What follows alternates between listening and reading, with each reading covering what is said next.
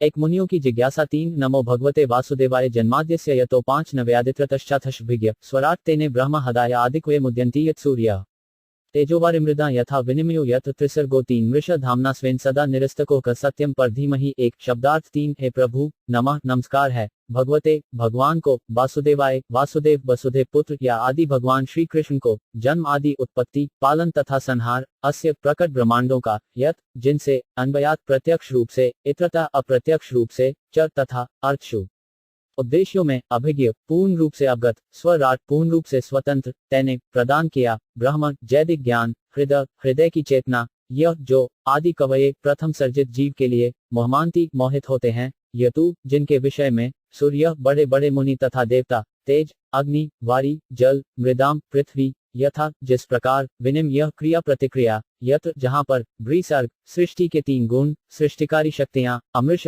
सत्यवत धामना समस्त दिव्य सामग्री के साथ स्वेन अपने से सदा सदैव निरस्त अनुपस्थिति के कारण त्यक्त कुहकम मोह को सत्यम सत्य को परमु परम धीमहि मैं ध्यान करता हूँ हे प्रभु हे वसुदेव पुत्र श्री कृष्ण हे सर्वव्यापी भगवान मैं आपको सादर नमस्कार करता हूँ। मैं भगवान श्री कृष्ण का ध्यान करता हूँ क्योंकि वे परम सत्य हैं और व्यक्त ब्रह्मांडों की उत्पत्ति पालन तथा संहार के समस्त कारणों के आदि कारण हैं।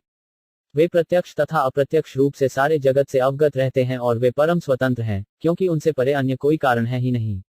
उन्होंने ही सर्वप्रथम आदि जीव ब्रह्मा जी के हृदय में वैदिक ज्ञान प्रदान किया। उन्हीं के कारण बड़े बड़े मुनि तथा देवता उसी तरह मोह में पड़ जाते हैं जिस प्रकार अग्नि में जल या जल में स्थल देखकर कोई माया के द्वारा मोहग्रस्त हो जाता है। उन्हीं के कारण ये सारे भौतिक ब्रह्मांड जो प्रकृति के 3 गुणों की प्रतिक्रिया के कारण अस्थायी रूप से प्रकट होते हैं वास्तविक लगते हैं जबकि ये अवास्तविक होते हैं। अतः मैं उन भगवान श्री कृष्ण का ध्यान करता हूँ जो भौतिक जगत के भ्रामक रूपों से सर्वथा मुक्त अपने दिव्य धाम में निरंतर वास करते हैं। मैं उनका ध्यान करता हूँ क्योंकि वे ही परम सत्य हैं। तात्पर्य भगवान वासुदेव को नमस्कार करना प्रत्यक्ष रूप से वसुदेव तथा देवकी के दिव्य पुत्र भगवान श्री कृष्ण को इंगित करता है। इस तथ्य की अधिकाधिक व्याख्या इस ग्रंथ में सुस्पष्ट रूप से की जाएगी। यहाँ पर श्री व्यासदेव दूरतापूर्वक कहते हैं कि श्री कृष्ण ही आदि भगवान हैं और अन्य सभी रूप उनके प्रत्यक्ष या अप्रत्यक्ष पूर्ण अंश या अंशांश हैं। श्री जीव गोस्वामी ने अपनी कृति कृष्ण संडथ में इस विषय की विशद व्याख्या की है और आदि जीव ब्रह्मा ने अपने ग्रंथ ब्रह्म संहिता में श्री कृष्ण विषय की यथेष्ट व्याख्या की है। सामवेद उपनिषद में भी बताया गया है कि भगवान श्री कृष्ण देवकी के दिव्य पुत्र हैं। इसीलिए इस स्तुति का यह पहला कथन बताता है कि भगवान श्री कृष्ण आदि भगवान हैं। यदि परम भगवान किसी दिव्य नाम से जाने जा सकते हैं तो वह कृष्ण शब्द ही होना चाहिए जिसका अर्थ है सर्वाकर्षक। भगवद गीता में भगवान ने कई स्थलों पर स्वयं को आदि भगवान घोषित किया है और इसकी पुष्टि अर्जुन के द्वारा तथा नारद व्यास आदि बड़े बड़े मुनियों द्वारा भी की गई है। पद्म पुराण में यह भी कहा गया है कि भगवान के असंख्य नामों में से कृष्ण नाम सर्वप्रमुख है। वासुदेव नाम भगवान पूर्ण अंश का सूचक है और भगवान के अन्य सभी रूप जो वासुदेव से अभिन्न हैं इस ग्रंथ में बताए गए हैं। वासुदेव नाम विशिष्ट रूप से वसुदेव तथा देवकी के दिव्य पुत्र का सूचक है। सन्यासियों में सिद्ध परमहंसों द्वारा श्री कृष्ण का ध्यान सदा ही किया जाता है। वासुदेव अथवा भगवान श्री कृष्ण ही समस्त कारणों के कारण हैं। जितनी भी वस्तुओं का अस्तित्व है वे सभी भगवान से ही उद्भूत हैं। ऐसा किस तरह है इसकी व्याख्या इस ग्रंथ के अगले अध्यायों में की गई है।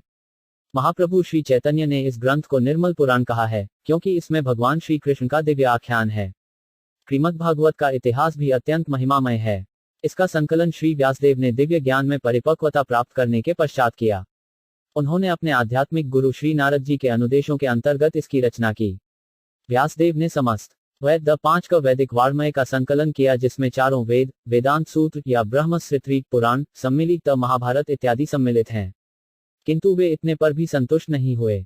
जब उनके गुरु नारद ने उनके इस असंतोष को देखा तो उन्होंने उनको भगवान कृष्ण के दिव्य कार्यकलापों के विषय में लिखने का उपदेश दिया। ये दिव्य कार्यकलाप इस ग्रंथ के 10वें स्कंध में विशेष रूप से वर्णित हैं।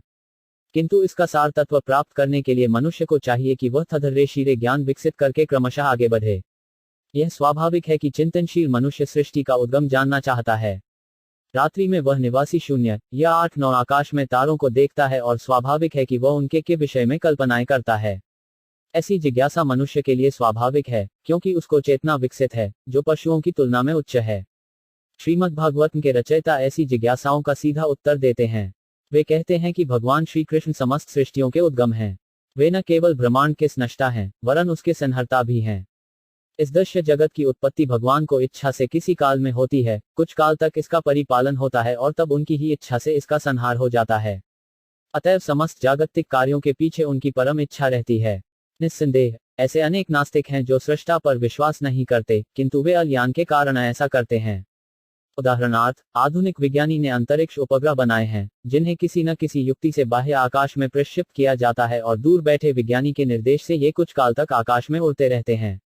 इसी प्रकार असंख्य तारों तथा ग्रहों से युक्त सारे ब्रह्मांड भगवान की बुद्धि द्वारा नियंत्रित होते हैं। वैदिक साहित्य में यह कहा गया है कि परम सत्य पुरुषोत्तम भगवान समस्त पुरुषों में प्रधान है। प्रथम सृजित जीव ब्रह्मा से लेकर एक छोटी से छोटी चींटी तक सारे जीव ही जीव हैं। ब्रह्मा से ऊपर भी अपनी अपनी क्षमताओं वाले अन्य व्यक्तित्व हैं और भगवान भी ऐसे ही व्यक्तित्व हैं। जिस तरह अन्य जीव व्यक्ति हैं, उसी तरह भगवान भी एक व्यक्ति हैं। किंतु परमेश्वर या परम पुरुष में उत्कृष्टतम बुद्धि होती है और उनमें विभिन्न प्रकार की श्रेष्ठतम अचिंत्य शक्तियां होती हैं। यदि मनुष्य का मस्तिष्क अंतरिक्ष उपग्रह बना सकता है, तब तो कोई भी बहुत आसानी से कल्पना कर सकता है कि मनुष्य से उच्चतर कटी का मस्तिष्क ऐसी आश्चर्यजनक वस्तुएं बना सकता है जो कहीं अधिक श्रेष्ठ हों। विचारवान व्यक्ति इस तर्क को आसानी से स्वीकार कर लेगा, किंतु कुछ ऐसे कट्टर नास्तिक होते हैं जो इससे कभी सहमत नहीं होंगे। श्री व्यासदेव परम बुद्धिमान को परमेश्वर रूप में पूरी तरह स्वीकार करते हैं और इस परम बुद्धिमान को परमेश्वर या पूर्ण पुरुषोत्तम भगवान के रूप में संबोधित करते हुए नमस्कार करते हैं। यह परमेश्वर श्री कृष्ण ही हैं, जैसा कि व्यासदेव ने भगवद गीता में तथा अपने अन्य शास्त्रों में और विशेष रूप से त्रिअध्यायवत में स्वीकार किया है। भगवद गीता में भगवान कहते हैं कि उनसे बढ़कर कोई परवत्व या अंतिम लक्ष्य नहीं है।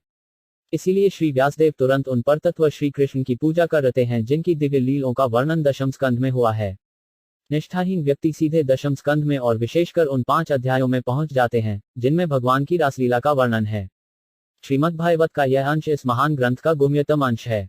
जब तक किसी को भगवान का पूरा दिव्य ज्ञान प्राप्त न हो ले, तब तक वह भगवान की पूज्य दिव्य लीलाओं को, जिन्हें गास नृत्य कहा जाता है, तथा गोपियों के साथ उनके प्रेम व्यवहार को ठीक से समझ नहीं सकता। यह विषय अत्यंत आध्यात्मिक है। केवल ऐसे मुक्त पुरुष, जिन्होंने क्रमशः परमहंस अवस्था प्राप्त कर ली है, इस रास नृत्य का दिव्य आस्वादन कर सकते हैं। अतः श्री व्यासदेव पाठक को अवसर प्रदान करते हैं कि भगवान की लीलाओं के सार का आस्वादन करने के पूर्व वे धीरे धीरे आत्मा साक्षात्कार का विकास करें। इसीलिए वे जानबूझकर गायत्री मंत्र धीमहि का आवाहन करते हैं। यह गायत्री मंत्र अध्यात्म में बड़े चढ़े व्यक्तियों के निमित्त है। जब कोई गायत्री मंत्र का उच्चारण करने में सफल हो जाता है, तब वह भगवान की दिव्य स्थिति तक प्रवेश पा सकता है। अतः गायत्री मंत्र के सफल जप के लिए मनुष्य में ब्राह्मण जैसे गुणों का समावेश होना चाहिए या फिर उसे पूर्ण रूप से सतोगुणी होना चाहिए। तभी वह भगवान के नाम, यश, गुणों आदि की दिव्य अनुभूति प्राप्त कर सकता है। श्रीमद्भागवत भगवान की अंतरंगा शक्ति द्वारा प्रदर्शित उनके स्वरूप का आख्यान है और यह अंतरंगा शक्ति हमारे अनुभवगम्य दृश्य जगत को उत्पन्न करने वाली बहिरंगा शक्ति से भिन्न होती है। श्री व्यासदेव ने इस श्लोक में इन दोनों शक्तियों में अंतर स्पष्ट किया है। वे कहते हैं कि प्रकट अंतरंगा शक्ति वास्तविक है, जबकि भौतिक जगत के रूप में प्रकट होने वाली बहिरंगा शक्ति अनित्य है और मृगमरीचिका जैसी है। मृगमरीचिका में वास्तविक जल नहीं रहता, केवल जल का आभास रहता है, वास्तविक जल तो कहीं अन्यत्र रहता है। यह दृश्य जगत एक वास्तविकता जैसा प्रतीत होता है, किंतु वास्तविकता तो आध्यात्मिक जगत में होती है और यह तो उसकी छाया प्रतिबिंब मात्र है। परम सत्य तो वैकुंठ लोक चिदाकाश में है, भौतिक आकाश में नहीं। भौतिक आकाश में प्रत्येक वस्तु सापेक्ष सत्य है। कहने का तात्पर्य यह है कि एक सत्य किसी अन्य पर आश्रित होता है। यह दृश्य जगत प्रकृति के तीनों गुणों की अंत क्रिया से बनता है और यह अनित्य जगत बद्धजीव के मोहग्रस्त मन को वास्तविकता का भ्रम प्रस्तुत करने वाला होता है। बद्धजीव अनेकानेक योनियों में प्रकट होते हैं, जिनमें ब्रह्मा, इंद्र, चंद्र जैसे उच्चतर देवता भी सम्मिलित हैं। यथार्थ में प्रकट जगत में कोई वास्तविकता नहीं है, किंतु यह वास्तविक जैसा प्रतीत होता है। वास्तविकता का अस्तित्व तब वैकुंठ लोक में है, जहां पर पुरुषोत्तम भगवान अपनी दिव्य सामग्री के साथ नित्य विद्यमान रहते हैं। किसी जटिल निर्माण कार्य का मुख्य इंजीनियर निर्माण कार्य में स्वयं भाग नहीं लेता, किंतु वह इसके कोने कोने से परिचित रहता है, क्योंकि सारा कार्य उसी के निर्देशन में संपन्न होता है। वह प्रत्यक्ष एवं अप्रत्यक्ष रूप से निर्माण कार्य के विषय में हर बात जानता है। इसी प्रकार भगवान भी इस दृश्य जगत के सर्वोपरि अभिन्नता होने के कारण इसके कोने कोने से परिचित हैं, यद्यपि सारे कार्य देवताओं द्वारा संपन्न किए जाते हैं। इस भौतिक सृष्टि में ब्रह्मा से लेकर एक चींटी क्षुद्र चींटी तक कोई भी स्वतंत्र नहीं है। हर स्थान पर भगवान का हाथ देखने में आता है। सभी भौतिक तत्वों के साथ साथ आध्यात्मिक स्फुलिंगों का उद्भव उन्हीं से होता है। इस भौतिक जगत में और जो कुछ भी उत्पन्न होता है वह भौतिक तथा आध्यात्मिक अपरा तथा परा शक्तियों की ही अंतःक्रियाओं से होता है, जो परम सत्य भगवान श्री कृष्ण से उद्भूत होती हैं। एक रसायन शास्त्री अपनी प्रयोगशाला में बैठे बैठे हाइड्रोजन तथा ऑक्सीजन मिलाकर जल उत्पन्न कर सकता है, किंतु वास्तव में जीव तो परमेश्वर के निर्देशानुसार प्रयोगशाला में कार्य करता है और वह रसायनवेत्ता जिन सामग्रियों से कार्य संपन्न करता है वे भगवान द्वारा प्रदान की गई हैं। भगवान प्रत्यक्ष तथा अप्रत्यक्ष रूप से प्रत्येक वस्तु को जानते हैं तथा वे सभी सूक्ष्म बातों को जानने वाले हैं तथा संपूर्ण स्वतंत्र हैं। उनकी तुलना सोने को खान से की जा सकती है, जबकि विभिन्न रूपों वाले हर्ष जगत को तुलना सोने से बनी विविध वस्तुओं से को जा सकती है, जैसे सोने की अंगूठी, हार इत्यादि। सोने की अंगूठी तथा सोने के हार के गुण खान में पाए जाने वाले सोने के ही समान होते हैं, किंतु खान का सोना परिमाण में भिन्न है। अतः परम सत्य एक ही है और साथ ही साथ भिन्न भी है। परम सत्य के तुल्य पूरी तरह से कुछ भी नहीं है, किंतु साथ ही परम सत्य से स्वतंत्र भी कुछ नहीं है। चींटी संपूर्ण ब्रह्मांड के शिल्पी ब्रह्मा से लेकर एक नगण्य चींटी तक सारे बद्धजीव सृजन का कार्य करते हैं, किंतु इनमें से कोई भी परमेश्वर से स्वतंत्र नहीं है। भौतिकतावादी व्यक्ति व्यर्थ ही सोचता है कि उसके अतिरिक्त कोई अन्य सृष्टा नहीं है। यह माया या भ्रम कहलाता है। अल्पज्ञान के कारण भौतिकतावादी अपनी अपूर्ण इंद्रियों के परे देख नहीं पाता और इस प्रकार से वह सोचता है कि पदार्थ किसी श्रेष्ठ बुद्धि के बिना ही स्वतः आकार ग्रहण करता है। किंतु श्री व्यासदेव ने इस श्लोक में इसका खंडन किया है। चूंकि परम पूर्ण या परम सत्य प्रत्येक वस्तु के उद्गम है, अतः परम सत्य के शरीर से स्वतंत्र कोई भी वस्तु नहीं हो सकती है। देह के साथ जो कुछ घटित होता है वह दही को तुरंत ज्ञात हो जाता है। इसी प्रकार यह सृष्टि उस परम पूर्ण का शरीर है, अतः इस सृष्टि में जो कुछ घटित होता है उसे वे प्रत्यक्ष एवं अप्रत्यक्ष रूप से जानते हैं। अति में यह भी कहा गया है कि परम पूर्ण या ब्रह्म समस्त वस्तुओं का चरम उद्गम है। प्रत्येक वस्तु उन्हीं से उद्भूत है, उन्हीं के द्वारा पालित है और अंत में उन्हीं में प्रवेश कर जाती है। यही प्रकृति का नियम है। स्मृति मंत्र में इसी की पुष्टि की गई है। यह कहा गया है कि ब्रह्मा के कल्प के प्रारंभ में जैसा उद्गम से सारी वस्तुएं उद्भूत होती हैं और अंततः जिस आगार में वे प्रवेश करती हैं वह परम सत्य या ब्रह्म है। भौतिक विज्ञानी यह मानकर चलते हैं कि ग्रह मंडल का उद्गम सूर्य है, किंतु वे सूर्य का उद्गम नहीं बता पाते। यहाँ पर इस चरम उद्गम की व्याख्या की गई है। वैदिक वामे के अनुसार ब्रह्मा, जो सूर्य के तुल्य माने जा सकते हैं, परम सृष्टा नहीं है। इस श्लोक में कहा गया है कि ब्रह्मा को वैदिक ज्ञान भगवान के द्वारा प्रदान किया गया। कोई चाहे तो यह तर्क कर सकता है कि प्रथम जीव होने के नाते ब्रह्मा को प्रेरित नहीं व्यक्ति जीवित 5 तक किया जा सकता था, क्योंकि उस समय कोई दूसरा व्यक्ति जीवित न था। यहाँ पर यह कहा गया है कि परमेश्वर ने गौण सृष्टा ब्रह्मा को प्रेरित किया जिससे वे सृजन कार्य कर सकें। अतः समस्त सृष्टि के पीछे जो परमभू अधिकार्य करती है वह परब्रह्म श्री कृष्ण है। भगवद गीता में भगवान श्री कृष्ण कहते हैं कि वे ही पदार्थ की समग्रता को गठित करने वाली सर्जक शक्ति यानी प्रकृति का निरीक्षण करते हैं। अतएव श्री व्यासदेव ब्रह्मा की नहीं अपितु परमेश्वर की पूजा करते हैं, जो सृष्टि कार्यों में ब्रह्मा का मार्गदर्शन करने वाले हैं। इस श्लोक में अभिज्ञ तथा स्वराट शब्द महत्वपूर्ण हैं। ये दो शब्द परमेश्वर और अन्य सभी जीवों में अंतर बताते हैं। दूसरा कोई भी जीव अभिज्ञ अथवा स्वयं नहीं है, अर्थात कोई भी जीव न तो पूरी तरह जानता है, न ही पूर्ण रूप से स्वतंत्र है। यहाँ तक कि सृष्टि करने के लिए ब्रह्मा को भी परमेश्वर का ध्यान करना होता है। तो फिर आइंस्टाइन जैसे महान विज्ञानियों के विषय में क्या कहा जा सकता है? ऐसे विज्ञानियों का मस्तिष्क निश्चित रूप से किसी मनुष्य को उपज नहीं है। जब कोई विज्ञानी ऐसा मस्तिष्क नहीं बना सकता, तो फिर उन मूर्ख नास्तिकों का क्या कहना जो भगवान को सत्ता को चुनौती देते हैं? मायावादी निर्विशेषवादी पर यहाँ तक कि मायावादी निर्विशेषवादी जो अपने को भगवान से एकाकार होने की डींग मारते रहते हैं, न तो अभिज्ञा हैं, न स्वराट। ऐसे निर्विशेषवादी भगवान का तादात्म्य प्राप्त करने के लिए ज्ञानार्जन हेतु कठिन तपस्या करते हैं, किंतु अंततः वे किसी ऐसे धनी शिष्य पर आश्रित हो जाते हैं जो मठ तथा मंदिर बनवाने के लिए उन्हें धन प्रदान करता है। रावण या हिरण्यकशिपु जैसे नास्तिकों को भगवान को सत्ता का विरोध करने के पूर्व कठिन तपस्या करनी पड़ी थी, किंतु अंत में वे असहाय बन गए और जब भगवान क्रूर मृत्यु के रूप में उनके समक्ष प्रकट हुए तो वे अपने आप को बचा नहीं पाए। यही हाल उन आधुनिक नास्तिकों का है जो भगवान की सत्ता की अवमानना करते हैं। ऐसे नास्तिकों को वैसा ही दंड मिलेगा। कईयों की इतिहास की पुनरावृत्ति होती है। जब जब लोग ईश्वर की सत्ता की उपेक्षा करते हैं, तब तब प्रकृति तथा उसके नियम उन्हें दंड देते हैं। इसकी पुष्टि भगवद्गीता के इस प्रसिद्ध श्लोक द्वारा भी होती है, यदा यदा ही धर्मस्य ग्लानि, जब जब धर्म की हानि होती है और अधर्म को वृद्धि होती है तब तब हे अर्जुन मैं स्वयं अवतरित होता हूँ। भगवद्गीता 4.7 परमेश्वर परम पूर्ण है। इसकी पुष्टि समस्त श्रुति मंत्रों द्वारा होती है। सश्रुति मंत्रों में ही कहा गया है कि परम पूर्ण भगवान ने पदार्थ के ऊपर दृष्टि फेरी तो सारे जीव उत्पन्न हो गए। ये जीव भगवान के अंश रूप हैं। वे ही इस विशाल भौतिक सृष्टि को आध्यात्मिक स्फुलिंग रूपी बीज से आविष्ट करते हैं और इस प्रकार सूचनात्मक शक्तियां चालू हो जाती हैं जिससे अनेक आश्चर्यजनक सृष्टियां उत्पन्न होती हैं। न सत्य यह तर्क कर सकता है कि ईश्वर घड़ी साल से अधिक पटु नहीं है, किंतु ईश्वर इससे अधिक पटु होते हैं, क्योंकि वे मशीनों के नर तथा मादा दोनों रूपों को उत्पन्न कर सकते हैं। फिर ये विविध नर मादा मशीनें ईश्वर के आदेश की प्रतीक्षा किए बिना अपनी जैसी असंख्य मशीनें उत्पन्न करती जाती हैं। यदि मनुष्य ऐसी मशीन का जोड़ा बना सके जो उसके अनदेखे ही अन्य मशीनें उत्पन्न कर सके, तब जाकर वह ईश्वर की बुद्धि के पास पहुंच सकता है। किंतु ऐसा संभव नहीं, क्योंकि प्रत्येक मशीन पर अलग अलग कार्य करना होता है। अतः ईश्वर की तरह कोई भी व्यक्ति सृजन नहीं कर सकता। ईश्वर का अन्य नाम असमर्थ है, जिसका अर्थ है कि कोई न तो उनके तुल्य है, न उनसे बढ़कर है। पर सत्यम वे हैं जिनके न तो कई समतुल्य है न उनसे श्रेष्ठ। इसकी पुष्टि श्रुति मंत्रों में की गई है। ऐसा कहा गया है कि इस भौतिक ब्रह्मांड की उत्पत्ति के पूर्व भगवान ही विद्यमान थे जो हर किसी के स्वामी हैं। उन्होंने ही ब्रह्मा को वैदिक ज्ञान का उपदेश किया। इन्हीं भगवान की आज्ञा सब प्रकार से पालनीय है। जो कोई भव बंधन से छूटना चाहता है, उसे उनकी शरण में जाना होगा। इसको पुष्टि भगवद गीता में भी की गई है। जब तक मनुष्य परमेश्वर के चरण कमलों की शरण ग्रहण नहीं करता, तब तक उसका मोहग्रस्त होना निश्चित है।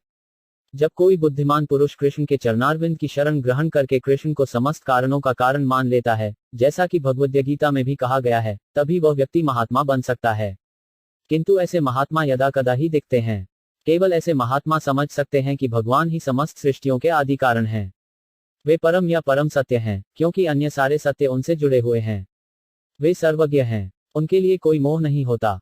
कच्छा मायावादी विद्वान तर्क करते हैं कि श्रीमद् भागवत की रचना श्रव व्यासदेव ने नहीं की और नहीं में कुछ लोग अपने विचार रखते हैं कि यह ग्रंथ आधुनिक रचना है और वोपदेव नामक किसी व्यक्ति ने लिखा है। ऐसे व्यर्थ के तर्कों का खंडन करते हुए श्री श्रीधर स्वामी कहते हैं कि कई प्राचीनतम पुराणों में भागवत का उल्लेख हुआ है। भागवत का पहला श्लोक गायत्री मंत्र से प्रारंभ होता है। इसका उल्लेख प्राचीनतम पुराण मत्स्य पुराण में है।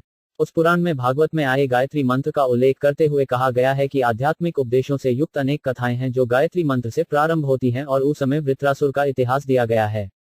यह भी उल्लेख है कि जो कोई पूर्णमासी के दिन इस महान ग्रंथ का दान करता है उसे जीवन की सर्वोच्च सिद्धि प्राप्त होती है और वह भगवान के धाम वापस जाता है। अन्य पुराणों में भी भागवत का संदर्भ आया है, जिसमें यह स्पष्ट कहा गया है कि यह ग्रंथ 12 स्कंधों में पूर्ण हुआ है, जिसमें 18,000 श्लोक हैं। पद्म पुराण में भी गौतम तथा महाराज अम्बरीश की वार्ता में भागवत का उल्लेख हुआ है। वहां पर राजा को उपदेश दिया गया है कि यदि वे भवबंधन से मोक्ष चाहते हैं, तो नियमित रूप से श्रीमद् भागवत का पाठ करें। ऐसी परिस्थितियों के अंतर्गत भागवत की प्रामाणिकता असंदिग्ध है। विगत 500 वर्षों में अनेक प्रकांड विद्वानों तथा आचार्यों यथा जीव गोस्वामी, सनातन गोस्वामी, विश्वनाथ चक्रवर्ती, वल्लभाचार्य तथा चैतन्य महाप्रभु के पश्चात भी अन्य अनेक प्रसिद्ध विद्वानों ने भागवत पर विशद टीकाएं की हैं। ऐसे में गंभीर अध्येता को चाहिए कि दिव्य उपदेशों के अधिक आस्वादन के लिए इन सब का अध्ययन करे। श्री विश्वनाथ चक्रवर्ती ठाकुर ने मौलिक तथा शुद्ध यौन मनोविज्ञान आदि रस की विशेष विवेचना की है, जो समस्त भौतिक उन्माद से रहित है। यह सारी भौतिक सृष्टि विषयी जीवन के सिद्धांत के आधार पर गतिशील है। आधुनिक सभ्यता में विषयी जीवन ही सारे कार्यकलापों का केंद्र बिंदु है। जिधर भी कोई अपना मुख मोड़ता है, उधर उसे विषयी जीवन का प्राधान्य देखने को मिलता है। अतः विषयी जीवन अवास्तविक नहीं है। इसकी वास्तविकता आध्यात्मिक जगत में अनुभव की जाती है। भौतिक विषयी जीवन तो मौलिक तथ्य का विकृत प्रतिपसात्मक प्रतिबिंब मात्र है। वास्तविक तथ्य तो परम सत्य में है, अतः परम सत्य कभी निराकार नहीं हो सकता। निराकार रहते हुए शुद्ध यौन जीवन रख पाना संभव नहीं है। फलस्वरूप निर्विशेषवादी चिंतकों ने गहित सांसारिक विषयी जीवन को अप्रत्यक्ष प्रोत्साहन दिया है, क्योंकि उन्होंने परम सत्य की निराकारता निर्विशेषता पर अत्यधिक बल दिया है। इसलिए काम के वास्तविक आध्यात्मिक रूप को न जानने के कारण मनुष्यों ने विकृत भौतिक विषयी जीवन को ही सब कुछ मान रखा है। रुग्ण भौतिक अवस्था के विषयी जीवन तथा आध्यात्मिक विषयी जीवन में अंतर है। यह श्रीमद्भागवत पूर्वाग्रह रहित पाठक को धीरे धीरे अध्यात्म की पूर्णावस्था तक ले जाने वाला है। यह मनुष्य को भौतिक कार्यों के 3 प्रकार सकौम कर्म, काल्पनिक दर्शन तथा कार्यकारी देवताओं को पूजा से ऊपर उठाने में सक्षम बनाएगा, जिनका विधान वैदिक श्लोकों में है। धर्म प्रोज्मित्यात्वो 5 परमो निर्मत्सराणा सता वेद्यम वास्तवमत वस्तु शिवदम तापत्रयोन्मूलनम। श्रीमद्भागवते महामुनि कृते की वा परेरिश सद्यो हद्यवृद्धयतेत कृति भी शिशुशुभितर्शनात् 2 शब्दार्थ धर्म धार्मिकता प्रोज्जित पूर्ण रूप से अस्वीकृत कैतबह सकौम विचार से प्रच्छन्न। अब यहाँ परमः सर्वोच्च निर्मत्सराणामु 100% शुद्ध हृदय वालों के सतामु भक्तों को, वेद्यम जानने योग्य, वास्तवमु वास्तविक, अन्न यहाँ, वस्तु वस्तु, चरीच शिवदम कल्याण, ताब्रय 3 प्रकार के कष्ट, उन्मूलन समूल नष्ट करना, श्रीमतु सुंदर, भागवत भागवत पुराण में, महामुनि व्यासदेव द्वारा कृते संग्रह किया गया, रचना की गई, किम क्या है, वा आवश्यकता, पर अन्य, ईश्वर परमेश्वर, सद्य तुरंत, हृदय में, अवसरुद्यते बड़ हो गया, अन्न यहाँ, कृतिभिः पवित्र व्यक्तियों द्वारा, शुभ्रशुभि संस्कार द्वारा, तत्क्षणात अविलंब। यह भागवत पुराण भौतिक कारणों से प्रेरित होने वाले समस्त धार्मिक कृत्यों को पूर्ण रूप से बहिष्कृत करते हुए सर्वोच्च सत्य का प्रतिपादन करता है, जो पूर्ण रूप से शुद्ध हृदय वाले भक्तों के लिए बोधगम्य है। यह सर्वोच्च सत्य वास्तविकता है जो माया से पृथक होते हुए सबों के कल्याण के लिए है। ऐसा सत्य तीनों प्रकार के संतापों को समूल नष्ट करने वाला है। महामुनि व्यासदेव द्वारा अपनी परिपक्वावस्था में संकलित यह सौंदर्यपूर्ण भागवत ईश्वर साक्षात्कार के लिए अपने आप में पर्याप्त है। तो फिर अन्य किसी शास्त्र की क्या आवश्यकता है? जैसे जैसे कोई ध्यानपूर्वक तथा विनीत भाव से भागवत के संदेश को सुनता है, वैसे वैसे ज्ञान के इस संस्कार अनुशीलन से उसके हृदय में परमेश्वर स्थापित हो जाते हैं। तात्पर्य: धर्म में 4 मूल विषय सम्मिलित हैं: पुण्य कर्म, आर्थिक विकास, इंद्रिय तुष्टि तथा भवबंधन से मोक्ष। अधार्मिक जीवन बर्बर अवस्था है। वस्तुतः मानव जीवन का समारंभ धर्म के सूत्रपात से होता है। आहार, निद्रा, भय तथा मैथुन ये पशु जीवन के 4 नियम लक्षण हैं। ये चारों पशुओं तथा मनुष्यों में समान रूप से लागू होते हैं, किंतु मनुष्यों में एक अतिरिक्त कार्य धर्म होता है। धर्म के बिना मनुष्य जीवन पशु जवन से ज्यादा अच्छा नहीं है। अतः प्रत्येक मानव समाज में धर्म का कोई न कोई रूप पाया जाता है, जिसका उद्देश्य आत्मा साक्षात्कार है और जो ईश्वर के साथ मनुष्य के शाश्वत संबंध को बताने वाला है। मानव सभ्यता की निम्नतर अवस्थाओं में भौतिक प्रकृति पर प्रभुत्व दिखाने के लिए सदैव हड़ लगी रहती है। दूसरे शब्दों में कह सकते हैं कि इंद्रियों को तुष्ट करने के लिए निरंतर स्पर्धा चलती रहती है। ऐसी प्रवृत्ति के वशीभूत होकर मनुष्य धर्म की ओर मुड़ता है। इस तरह वह कुछ भौतिक लाभ प्राप्त करने के लिए पुण्य कर्म या धार्मिक कार्य करता है, किंतु यदि ऐसे भौतिक लाभ अन्य साधनों से प्राप्त हो जाते हैं तो तथाकथित धर्म उपेक्षित हो जाता है। आधुनिक सभ्यता का यही हाल है। मनुष्य आर्थिक दृष्टि से संपन्न होता जा रहा है, अतः वर्तमान समय में वह धर्म में अधिक रुचि नहीं लेता। गिरजाघर, मस्जिदें या मंदिर एक तरह से अब निर्जन हैं। लोगों की रुचि अपने पूर्वजों द्वारा बनाए गए धार्मिक स्थलों में न होकर फैक्ट्रियों, दुकानों तथा सिनेमाघरों की ओर अधिक है। इससे यह सिद्ध होता है कि धर्म का आचरण किसी न किसी आर्थिक लाभ के लिए ही किया जाता है। आर्थिक लाभ की आवश्यकता इंद्रिय तृप्ति के लिए पड़ती है। प्रायः इंद्रिय तृप्ति की खोज से ऊबकर मनुष्य मोक्ष को ओर मुड़ता है और परमेश्वर से तदाकार होने का प्रयत्न करता है। फलस्वरूप ये सारी दशाएं केवल इंद्रिय तृष्टि के विभिन्न प्रकार बन जाती हैं। वेदों में उपर्युक्त चारों कर्मों की संस्तुति नियामक के रूप में की गई है, जिससे इंद्रिय तृष्टि के लिए अनावश्यक स्पर्धा उत्पन्न न हो। किंतु श्रीमद्भागवत इंद्रिय तृष्टि संबंधी इन सब कर्मों से परे है। यह नितांत दिव्य साहित्य है, जो उन्हीं शुद्ध भगवत भक्तों द्वारा समझा जा सकता है, जो स्पर्धात्मक इंद्रिय तृष्टि से परे रहते हैं। इस भौतिक जगत में पशु तथा पशु, मनुष्य तथा मनुष्य, समाज तथा समाज और राष्ट्र तथा राष्ट्र के मध्य तीक्ष्ण स्पर्धा चल रही है। लेकिन भगवान के भक्त ऐसी स्पर्धा से बहुत ऊपर रहते हैं। वे भौतिकतावादी व्यक्ति से स्पर्धा नहीं करते, क्योंकि वे भगवत धाम वापस जाने के मार्ग पर होते हैं, जहां जीवन शाश्वत तथा आनंदमय होता है। ऐसे अध्यात्मवादी द्वेषरहित और शुद्ध हृदय वाले होते हैं। भौतिक जगत में प्रत्येक व्यक्ति दूसरे व्यक्ति से ईर्ष्या करता है, अतएव स्पर्धा चलती रहती है। लेकिन भगवान के दिव्य भक्त न केवल भौतिक ईर्ष्या द्वेष से रहित होते हैं, अपितु सबका कल्याण चाहते हैं और वे ईश्वर को केंद्र मानकर एक स्पर्धा रहित समाज स्थापित करने का प्रयास करते रहते हैं। स्पर्धा रहित समाज की वर्तमान समाजवादी विचारधारा कृत्रिम है, क्योंकि उसमें तानाशाह के पद के लिए स्पर्धा चलती है। वेदों की दृष्टि से या सामान्य जन के क्रियाकलापों की दृष्टि से इंद्रिय तृप्ति ही भौतिक जीवन का मूलाधार है। वेदों में 3 मार्ग बताए गए हैं। पहला है श्रेष्ठतर लोकों की प्राप्ति के उद्देश्य से सकाम कर्म करना। दूसरा है देवलोक जाने के लिए विभिन्न देवताओं की पूजा करना और तीसरा निर्क्षय व कार हठ है परम सत्य तथा उनके निर्विकार पक्ष का साक्षात्कार करके उससे तदाकार होना। किंतु परम सत्य का निराकार पक्ष ही सर्वोत्कृष्ट नहीं है। इससे भी बढ़कर परमात्मा स्वरूप है और इसके भी ऊपर है परम सत्य या भगवान का साकार रूप। श्रीमद्भागवत परम सत्य के निर्विश 5 स्वादी वेदों साकार स्वरूप के विषय में जानकारी प्रदान करता है। यह समस्त निर्विशेषवादी साहित्य तथा वेदों के ज्ञानकांड विभाग से श्रेष्ठ है। यह कर्मकांड विभाग तथा उपासना कांड विभाग से भी उच्चतर है, क्योंकि यह पूर्ण पुरुषोत्तम भगवान श्री कृष्ण की पूजा का निर्देश करता है। कर्मकांड में और अधिक इंद्रिय तृप्ति के लिए स्वर्ग जाने की स्पर्धा चलती है। इसी प्रकार ज्ञान कांड तथा उपासना कांड में भी स्पर्धा चलती है। श्रीमद् भागवत इन सबों से श्रेष्ठ है, क्योंकि इसका लक्ष्य परम सत्य है, जो इन समस्त विभागों का मूल है। श्रीमद् भागवत से मूल तत्व तथा श्रेणियां दोनों जाने जा सकते हैं। यह मूल तत्व परम सत्य परमेश्वर हैं और अन्य सारे उद्भासन शक्ति के सापेक्ष रूप हैं। मूल तत्व से अलग कुछ न है, किंतु साथ ही सारी शक्तियां मूल तत्व से पृथक हैं। यह विचारधारा विरोधमूलक नहीं है। श्रीमद् भागवत वेदांत युक्त के इस एक तथा अनेक युगपत दर्शन भेदाभेदवाद को स्पष्ट रूप से घोषित करता है, जो जन्माद्वस्य सूत्र से प्रारंभ होता है। यह जयान की भगवान का शक्ति भगवान के साथ एक तथा उनसे भिन्न भी है, उन मनोधर्मियों पर करारी चपत है, जो इस शक्ति को परमेश्वर के रूप में स्थापित करना चाहते हैं। जब यह ज्ञान वास्तविक रूप से समझ में आ जाता है, तो अद्वैतवाद तथा द्वैतवाद की धारणा अपूर्ण लगने लगती है। इस दिव्य चेतना का विकास, जो एक ही समय में एक तथा भिन्न की विचारधारा पर दीक्षित हो जाने से तीनों प्रकार के कष्टों से तुरंत ही मुक्ति का मार्ग प्रशस्त हो जाता है। ये तीन प्रकार के कष्ट हैं, एक मन तथा शरीर से उत्पन्न दुख, दो अन्य जवों द्वारा पहुंचाए गए दुख तथा तीन प्राकृतिक विपदाओं से उत्पन्न दुख जिन पर किसी का वश नहीं होता है। श्रीमद् भागवत का शुभारंभ परम पुरुष के प्रति भक्त के आत्मसमर्पण शरणागति से होता है। भक्त भली भांति जान रहा होता है कि वह भगवान से एक होते हुए भी उसकी स्थिति उनके नित्य दास के रूप में है। भौतिक विचारधारा के अनुसार मनुष्य झूठे ही अपने को अपन आसपास की सब चीजों का स्वामी मानता है, इसीलिए वह जीवन में तीन प्रकार के संतापों से पीड़ित रहता है। किंतु ज्यों ही उसे नित्य दास रूप में अपनी इस वास्तविक स्थिति का पता चल जाता है, तो वह तुरंत इन सभी कष्टों से मुक्त हो जाता है। जब तक भौतिक प्रकृति पर प्रभुत्व जमाने का प्रयास करता है, तब तक वह परमेश्वर का दास नहीं बन सकता। भगवान की सेवा मनुष्य के आध्यात्मिक स्वरूप की वह शुद्ध चेतना द्वारा को जाती है। इस सेवा से वह समस्त भौतिक अवरोधों से तुरंत मुक्त हो जाता है।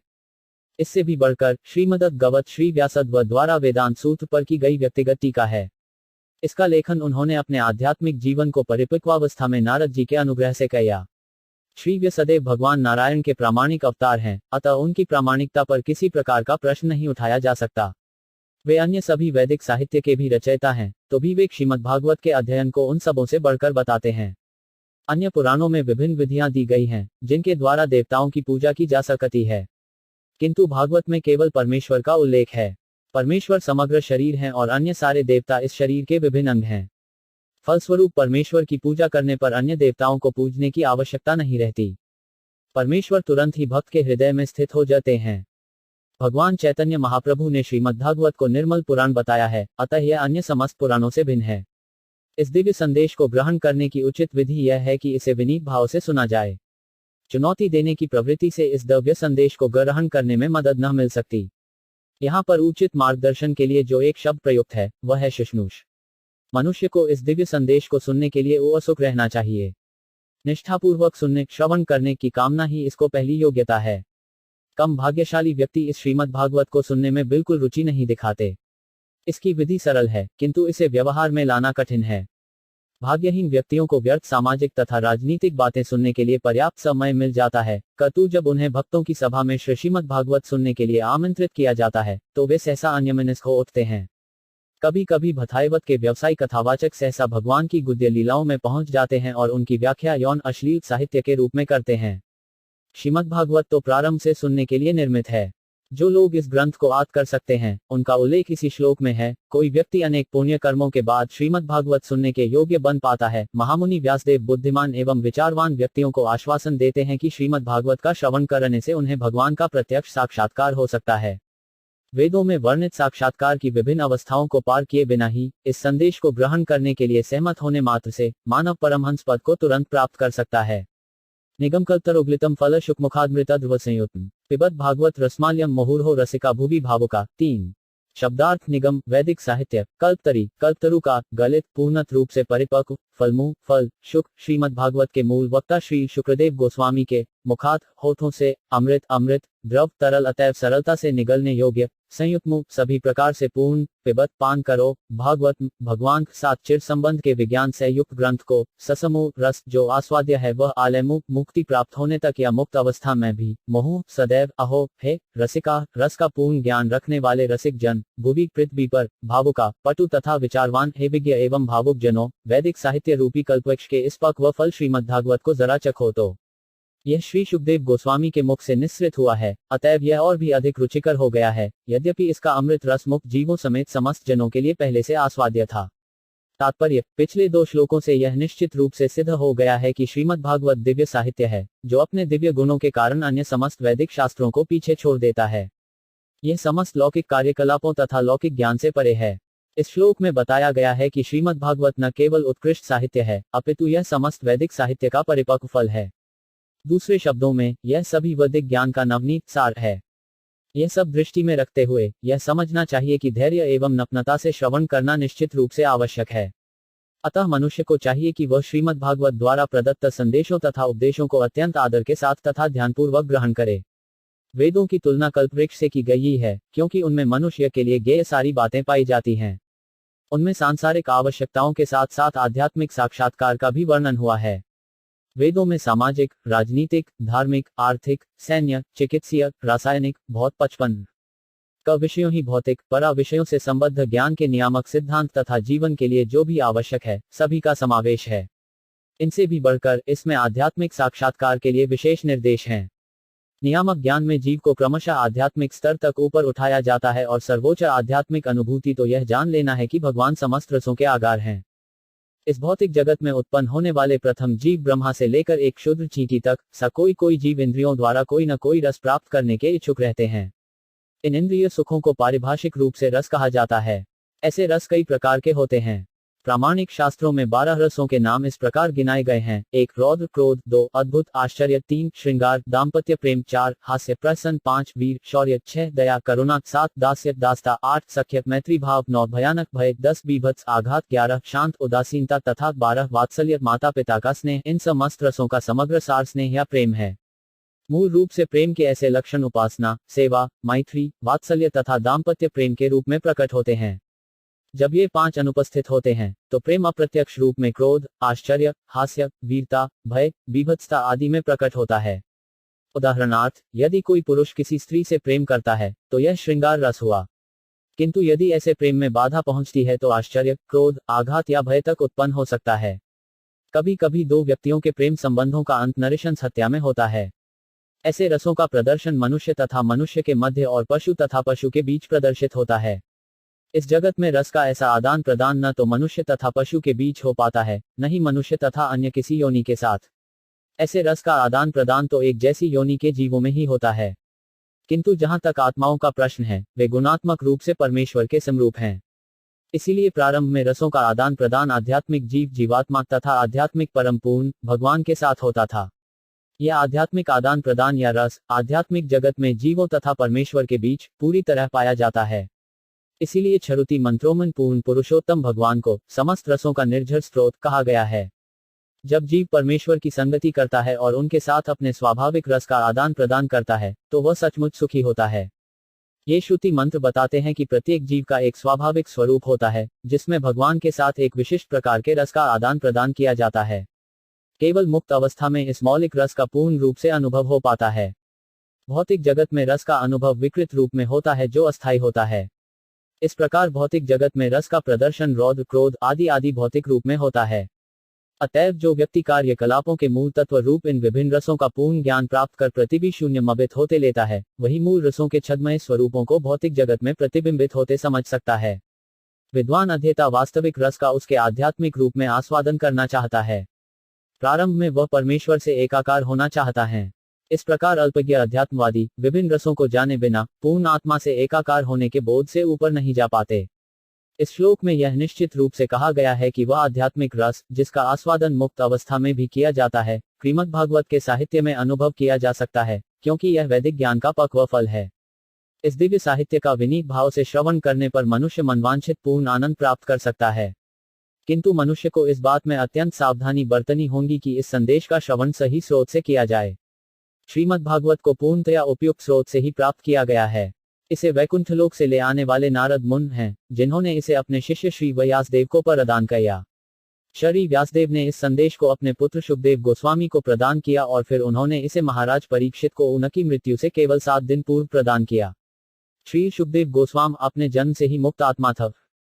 यहाँ तक कि वे अपनी माता के गर्भ में ही मुक्त थे और जन्म के पश्चात उन्हें किसी प्रकार की आध्यात्मिक शिक्षा ग्रहण नहीं करनी पड़ी। जन्म के समय कोई भी व्यक्ति न तो लौकिक दृष्टि से, न ही आध्यात्मिक दृष्टि से कुशल होता है। किंतु पूर्ण रूप से मुक्त आत्मा होने के कारण श्री शुकदेव गोस्वामी को आध्यात्मिक साक्षात्कार के लिए किसी प्रकृति विकास विधि का अनुसरण नहीं करना पड़ा, अपितु तीनों गुणों से परे पूर्ण रूप से मुक्त पद पर स्थित रहकर भी वे उन पूर्ण पुरुषोत्तम भगवान के इस दिव्य रस के प्रति आकर्षित हुए, जिनकी अर्चना मुक्त जीवों द्वारा वैदिक मंत्रों से की जाती है। परमेश्वर की लीलाएं मुक्त जीवों को संसारी लोगों की अपेक्षा अधिक आकर्षक लगती हैं। भगवान किसी भी दृष्टिकोण से निराकार नहीं है, क्योंकि दिव्य रस की निष्पत्ति केवल व्यक्ति के साथ ही संभव है। श्रीमद् भागवत में भगवान की दिव्य लीलाओं का वर्णन है और श्री शुकदेव गोस्वामी ने क्रमबद्ध रूप में इनका वर्णन किया है। इस प्रकार से विषय वस्तु सभी वर्गों के मनुष्यों को भाने वाली है, चाहे वे मुक्तिकामी हों या परब्रह्म के साथ तादात्म्य की इच्छा करने वाले हों। संस्कृत में शुक शब्द का अर्थ तोता भी होता है। जब कोई पका फल ऐसे पक्षियों की लालच से काट दिया जाता है तो उसकी मिठास बढ़ जाती है। वैदिक फल जो ज्ञान में पूर्ण विकसित तथा पक्व है, वह श्री शुकदेव गोस्वामी के होठों से निकला है, जिनकी तुलना तोते से की गई है, इसलिए नहीं कि उन्होंने अपने विद्वान पिता से जिस रूप में सुना था उसी रूप में सुना दिया, अपितु अपनी उस क्षमता के कारण जिसके बल पर उन्होंने इस कृति को सभी वर्गों को भाने वाले रूप में प्रस्तुत किया।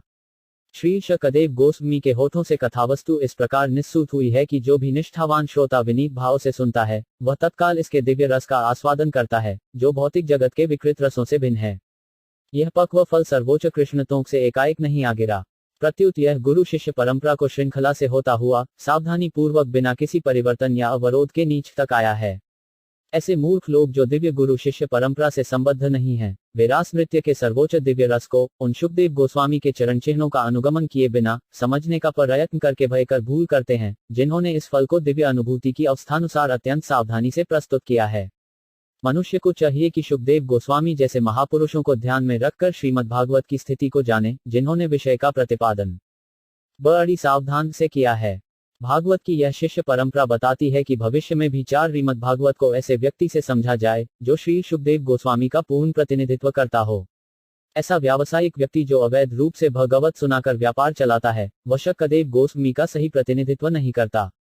ऐसे व्यक्ति का पेशा एकमात्र अपनी जीविका कमाना है, अतः ऐसे व्यवसायी व्यक्तियों के भाषण नहीं सुनने चाहिए।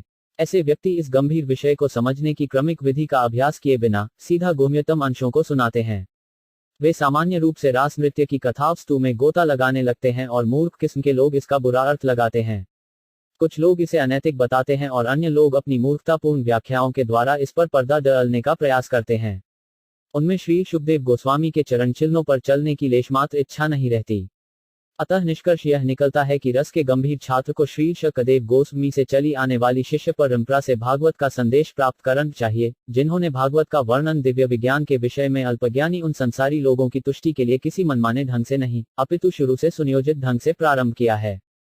श्रीमद् भागवत को इतनी सावधानी से प्रस्तुत किया गया है कि निष्ठावान तथा गंभीर व्यक्ति तुरंत वैदिक ज्ञान के इस पक्व फल का आनंद शुकदेव गोस्वामी या उनके प्रामाणिक प्रतिनिधि के मुख से निस्सृत अमृत रस का पान करके उठा सकता है।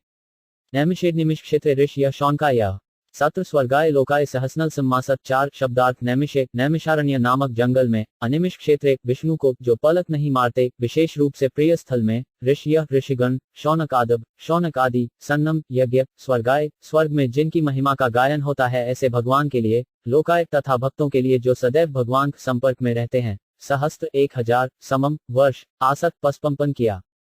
एक बार नैमिषारण्य के वन में एक पवित्र स्थल पर शौनक आदि महान ऋषिगण भगवान तथा उनके भक्तों को प्रसन्न करने के लिए 1000 वर्षों तक चलने वाले यज्ञ को संपन्न करने के उद्देश्य से एकत्र हुए। तात्पर्य: पिछले 3 श्लोक श्रीमद् भागवत के उपोद्घात के रूप में थे। अब इस महान ग्रंथ का मुख्य विषय प्रस्तुत किया जा रहा है। श्रीमद् भागवत प्रथम बार श्री शुकदेव गोस्वामी द्वारा सुनाए जाने के बाद अब 10 बार नैमिषारण्य में सुनाया जा रहा था। वायवीय तंत्र में कहा गया है कि इस विशिष्ट ब्रह्मांड के शिल्पी ब्रह्मा ने एक ऐसे विराट चक्र की कल्पना की जो ब्रह्मांड को चारों ओर से घेर सके। इस विराट चक्र की धुरी एक विशिष्ट स्थान पर स्थित की गई, जिसे नैमिषारण्य कहते हैं। इसी प्रकार से नैमिषारण्य के वन का एक अन्य प्रसंग वराह पुराण में आता है, जिसमें यह कहा गया है कि इस स्थान पर यज्ञ करने से आसुरी लोगों की शक्ति घटती है। अतः ब्राह्मण लोग ऐसे यज्ञों को नैमिषारण्य में करना श्रेष्ठ समझते हैं। भगवान विष्णु के भक्त उनकी प्रसन्नता के लिए सभी प्रकार के यज्ञ करते हैं।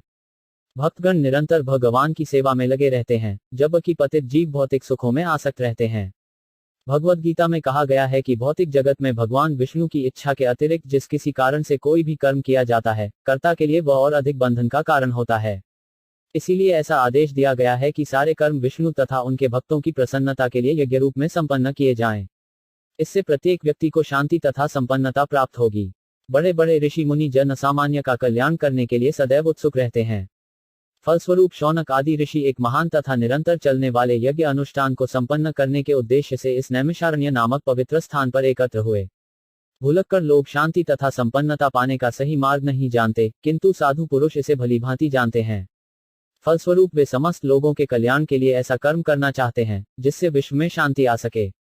वे समस्त जीवों के शुभचिंतक मित्र हैं और वे व्यक्तिगत कष्ट झेलकर भी समस्त लोगों के कल्याण के लिए भगवान को सेवा में लगे रहते हैं।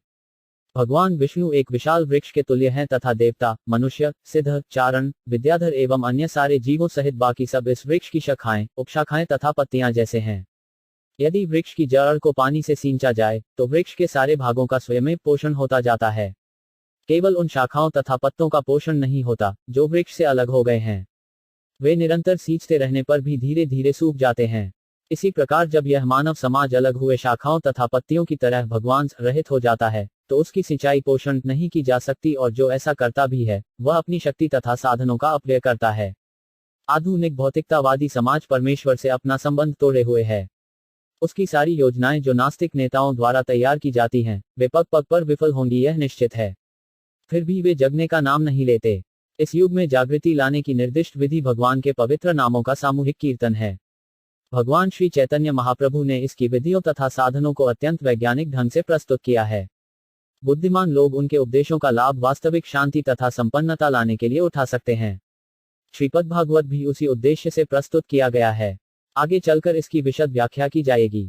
त एकदा तु मुन्यः प्रातरुत्थान्यः सत्कृत सूतमासेन पप्रच्छुरिदमाद्रात 5 शब्दार्थ ते बे मुनिगण एकदा एक दिन तू लेकिन मुन्यः मुनिगण प्रातः प्रातःकाल हुत जलाकर हुत अग्नयः यज्ञ की अग्नि सत्कृतम आदर समेत सूतम श्री सूत गोस्वामी को आसीनम बैठाकर पप्रच्छु पूछा इदमो इस पर निम्नलिखित आदरात आदर पूर्वक एक दिन यज्ञाग्नि जलाकर अपने प्रातःकालीन कृत्यों से निवृत्त होकर तथा श्री सूत गोस्वामी को आदर पूर्वक आसन अर्पण करके ऋषियों ने सम्मान पूर्वक निम्नलिखित विषयों पर प्रेम पूछे। तात्पर्य, आध्यात्मिक सेवाओं के लिए प्रातःकाल सर्वश्रेष्ठ समय होता है। ऋषियों ने भागवत के वक्ता के लिए ससम्मान एक ऊंचा आसन अर्पण किया जिसे व्यासासन कहते हैं। श्री प्रतिना व्यासदेव समस्त मनुष्यों के मूल आध्यात्मिक उपदेष्टा हैं। अन्य सारे उपदेशक उनके प्रतिनिधि माने जाते हैं। प्रतिनिधि वही है जो श्री व्यासदेव के दृष्टिकोण को सही सही प्रस्तुत कर सके। श्री व्यासदेव ने भगवत का संदेश श्री शुकदेव गोस्वामी को प्रदान किया और श्री सूत गोस्वामी ने उनसे श्री शुकदेव गोस्वामी से इसे सुना। श्री व्यासदेव के सारे प्रामाणिक प्रतिनिधियों को शिष्य परंपरा में गोस्वामी समझना चाहिए। ये गोस्वामी अपनी सारी इंद्रियों को वश में करके पूर्ववर्ती आचार्यों के पथ में दृढ़ रहते हैं। वे भगवत पर मनमाने व्याख्यान नहीं देते, अपितु अपने उन पूर्ववर्ती आचार्यों का अनुगमन करते हुए अत्यंत सावधानी से सेवा करते हैं जिन्होंने उन तक दिव्य संदेश को यथारूप पहुंचाया। भागवत के श्रोतागण वक्ता से अर्थ स्पष्ट करने के लिए प्रश्न पूछ सकते हैं, किंतु चुनौती की भावना से ऐसा नहीं करना चाहिए। श्रोता को चाहिए कि वक्ता तथा विषय वस्तु के लिए अत्यंत सम्मान के साथ प्रश्न पूछे। भगवद गीता में भी इसी विधि का निर्देश किया गया है। मनुष्य को उपयुक्त स्रोतों से विनयपूर्वक श्रवण करके दिव्य विषय सीखना चाहिए। इसीलिए इन मुनियों ने वक्ता सूत गोस्वामी को अत्यंत सम्मानपूर्वक संबोधित किया। ऋषय ऊचु त्वया खलु पुराणानि सेतिहासानि चांग आख्यातानप्यधीतानि धर्मशास्त्राणि यान्युत 6 शब्दार्थ ऋषियों ने ऊचु कहा, त्वया आपके द्वारा, खलु निश्चय ही, पुराणानि परिपूरक वेदों को जिनमें रचक कथाएं हैं, सएतेसानि इतिहासों समेत, च तथा अंग समस्त पापों से मुक्त, आख्यातानि कहा गया। अपि यद्यपि अधीतानि सुपठित थम शास्त्राणि प्रगतिशील जीवन के लिए सही निर्देश देने वाले शास्त्र ग्रंथ यानी यथे सब उत व्याख्या की गई। मुनियों ने कहा, हे पूज्य सूत गोस्वामी, आप समस्त प्रकार के पापों से पूर्ण रूप से मुक्त हैं। आप धार्मिक जीवन के लिए विख्यात समस्त शास्त्रों एवं पुराणों के साथ साथ इतिहासों में निपुण हैं, क्योंकि आपने समुचित निर्देशन में उन्हें पढ़ा है और उनकी व्याख्या भी की है। तात्पर्य, गोस्वामी या श्री व्यासदेव के प्रामाणिक प्रतिनिधि को समस्त पापों से मुक्त होना चाहिए। कलियुग के 4 प्रमुख पाप हैं: 1 स्त्रियों के साथ अवैध संबंध, 2 पशु वध, 3 मादक द्रव्य सेवन तथा 4 सभी प्रकार की द्यूत क्रोधा। किसी गोस्वामी को व्यासासन पर बैठने का तभी साहस करना चाहिए जब वह इन सभी पापों से मुक्त हो। जो उपर्युक्त पापों से रहित न हो और जो आचरण से निष्कलंक न हो, उसे व्यासासन पर न बैठाया जाए। उसे न केवल इन सभी पापों से मुक्त होना चाहिए, अपितु समस्त शास्त्रों में या वेदों में पारंगत होना चाहिए। पुराण भी वेदों के ही अंग हैं एवं महाभारत या रामायण जैसे इतिहास भी वेदों के ही अंग हैं। आचार्य अथवा गोस्वामी को इन ग्रंथों से पूर्ण रूप से अवगत होना चाहिए। उनको पढ़ने की अपेक्षा उनका श्रवण तथा उनकी व्याख्या कीर्तन अधिक महत्वपूर्ण है। केवल श्रवण तथा व्याख्या द्वारा शास्त्रों के ज्ञान को आत्म किया जा सकता है। श्रवण का अर्थ है सुनना तथा कीर्तन का अर्थ है समझाना या कहना। श्रवण तथा कीर्तन ये दोनों विधियां प्रगतिशील आध्यात्मिक जीवन के लिए अति आवश्यक हैं। जिन लोगों ने उपयुक्त स्रोत से विनयपूर्वक श्रवण करके दिव्य ज्ञान को भली भांति समझ लिया है, वे ही इस विषय की समुचित व्याख्या कर सकते हैं। यानी वेदविदा श्रेष्ठी भगवान बादरायण अन्ये च मुनयः सूत परावविदो विदु। 7 शब्दार्थ यानी वह सब वेद विदामु वेदों के पंडित, श्रेष्ठ, ज्येष्ठतम, वयोवृद्ध, भगवानु ईश्वर के अवतार, बादरायण, व्यासदेव, अन्य च तथा मुनया मुनिगण, सूत हे सूत गोस्वामी, परावर विदः विद्वानों में जो भौतिक तथा आध्यात्मिक ज्ञान से परिचित होता है, विदु ज्ञाता है सूत गोस्वामी, आप ज्येष्ठतम विद्वान एवं वेदांती होने के कारण ईश्वर के अवतार व्यासदेव के ज्ञान से अवगत हैं और आप उन अन्य मुनियों को भी जानते हैं जो सभी प्रकार के भौतिक तथा आध्यात्मिक ज्ञान में निष्णात हैं। तात्पर्य श्रीमद्भागवत ब्रह्मसूत्र या बादरायणी वेदांत सूत्र की स्वाभाविक टीका है। इसे स्वाभाविक कहा जाता है क्योंकि व्यासदेव वेदांत सूत्र समस्त वैदिक साहित्य के सार रूप इस श्रीमद्भागवत के ग्रंथ को हैं। व्यासदेव के अतिरिक्त अन्य ऋषिगण यथा गौतम, कणाद, कपिल, पतंजलि, जैमिनी तथा अष्टावक्र 6 विभिन्न दार्शनिक प्रणालियों के ग्रंथ को हुए हैं। आस्तिकता की पूर्ण व्याख्या वेदांत सूत्र में है, जबकि अन्य दार्शनिक चिंतन प्रणालियों में समस्त कारणों के परम कारण के विषय में कोई उल्लेख नहीं मिलता। कोई व्यासासन पर तभी बैठ सकता है जब वह दर्शन की समस्त प्रणालियों से अवगत हो, जिससे वह अन्य समस्त प्रणालियों के खंडन में थयवत के आस्तिकतावाद को प्रस्तुत कर सके। श्री सूत गोस्वामी उपयुक्त शिक्षक थे, इसीलिए नैमिषारण्य के मुनियों ने उन्हें व्यासासन पर बैठाया। श्री व्यासदेव को यहाँ पर भगवान कहा गया है क्योंकि वे प्रामाणिक शक्त्यावेश अवतार हैं। वे अत्वम सौम्य तत्सर्व तत्वत्सदनुग्रह ब्रूयु स्निग्धस्य शिष्यस्य गुर्वो गुहमंप्युत। 8 शब्दार्थ वेयत पूर्ण रूप से निष्णातु त्वपु आप, सौम्य शुद्ध तथा सरल व्यक्ति, ततु वह, सर्वमु समस्त, तत्वत वास्तव में, ततु उनका, अनुग्रह अनुग्रह से, ब्रूयु कहेंगे, स्निग्धस्थ विनीत, शिष्यस्थ शिष्य का, गुर्वः गुरुजन, गुहमम गुप्त रहस्य, अपि उत संयुक्त इससे भी अधिक, चूंकि आप विनीत हैं, आपके गुरुओं ने एक सौम्य शिष्य जानकर आप पर सभी तरह से अनुग्रह किया है, अतः आप हमें वह सब बताएं जिसे आपने उनसे वैज्ञानिक ढंग से सीखा है। तात्पर्य आध्यात्मिक जीवन की सफलता का रहस्य गुरु को तुष्ट करने तथा उनकी शुभाशीष प्राप्त करने में है। श्री विश्वनाथ चक्रवर्ती ठाकुर ने गुरु के विषय में अपने सुप्रसिद्ध 8 श्लोकों में इस प्रकार गाया है, मैं अपने गुरु के चरणारविंदों में नमस्कार करता हूँ। उनको तुष्ट करके ही कई भगवान को प्रसन्न कर सकता है, और जब वे अप्रसन्न रहते हैं तो आत्म साक्षात्कार के मार्ग में विष्णु ही विष्णु आते हैं। अतः यह आवश्यक है कि शिष्य अपने प्रामाणिक गुरु के प्रति अत्यंत आज्ञाकार तथा विनीत रहे। श्री सूत गोस्वामी शिष्य के इन सारे गुणों से ओतप्रोत थे, अतः उन पर विद्वान एवं स्वरूप सिद्ध आध्यात्मिक गुरुओं तथा श्री व्यासदेव तथा अन्य गुरुओं की कृपा दृष्टि थी। नैमिषारण्य के मुनियों को पूर्ण विश्वास था कि श्री सूत गोस्वामी प्रामाणिक व्यक्तित्व हैं, इसीलिए वे उनसे सुनने के लिए उत्सुक थे। तत्र तत्रैक्षायुष्मन् भवता यद्विनिश्चितम् पुंसामिका तत् श्रेयस्तन शंसितुमसि 9 शब्दार्थ तन वहां अक्सा सहज आयुष्मनु दीर्घ जीवन का आशीर्वाद पाए, भवता आपके द्वारा, यतु जो कुछ, विनिश्चितम निश्चित किया, पुंसाम जनसामान्य के लिए, एकातता नितांत, शे यह परम कल्याण, तत् उस, न हमको, शंसितुम समझाने के लिए, अर्हसि योग्य हो, अतएव दीर्घायु की कृपा प्राप्त आप सरलता से समझ में आने वाली विधि से हमें समझाइए कि आपने जन साधारण के समग्र एवं परम कल्याण के लिए क्या निश्चय किया है। तात्पर्य थय वद्गीता में आचार्य की पूजा की संस्तुति की गई है। आचार्य तथा गोस्वामी निरंतर जनसाधारण के कल्याण, विशेष रूप से उनके आध्यात्मिक कल्याण के विचारों में लीन रहते हैं। आध्यात्मिक कल्याण होने पर भौतिक कल्याण स्वतः हो जाता है, अतएव आचार्यगण सामान्य जनता को आध्यात्मिक कल्याण के लिए उपदेश देते हैं। इस कलयुग या कलहप्रिय लौह युग की अक्षमताओं को देखते हुए मुनियों ने सूत गोस्वामी से प्रार्थना की कि वे सारे शास्त्रों का निचोड़ प्रस्तुत करें, क्योंकि इस युग के लोग सभी प्रकार से पतित हो गए हैं।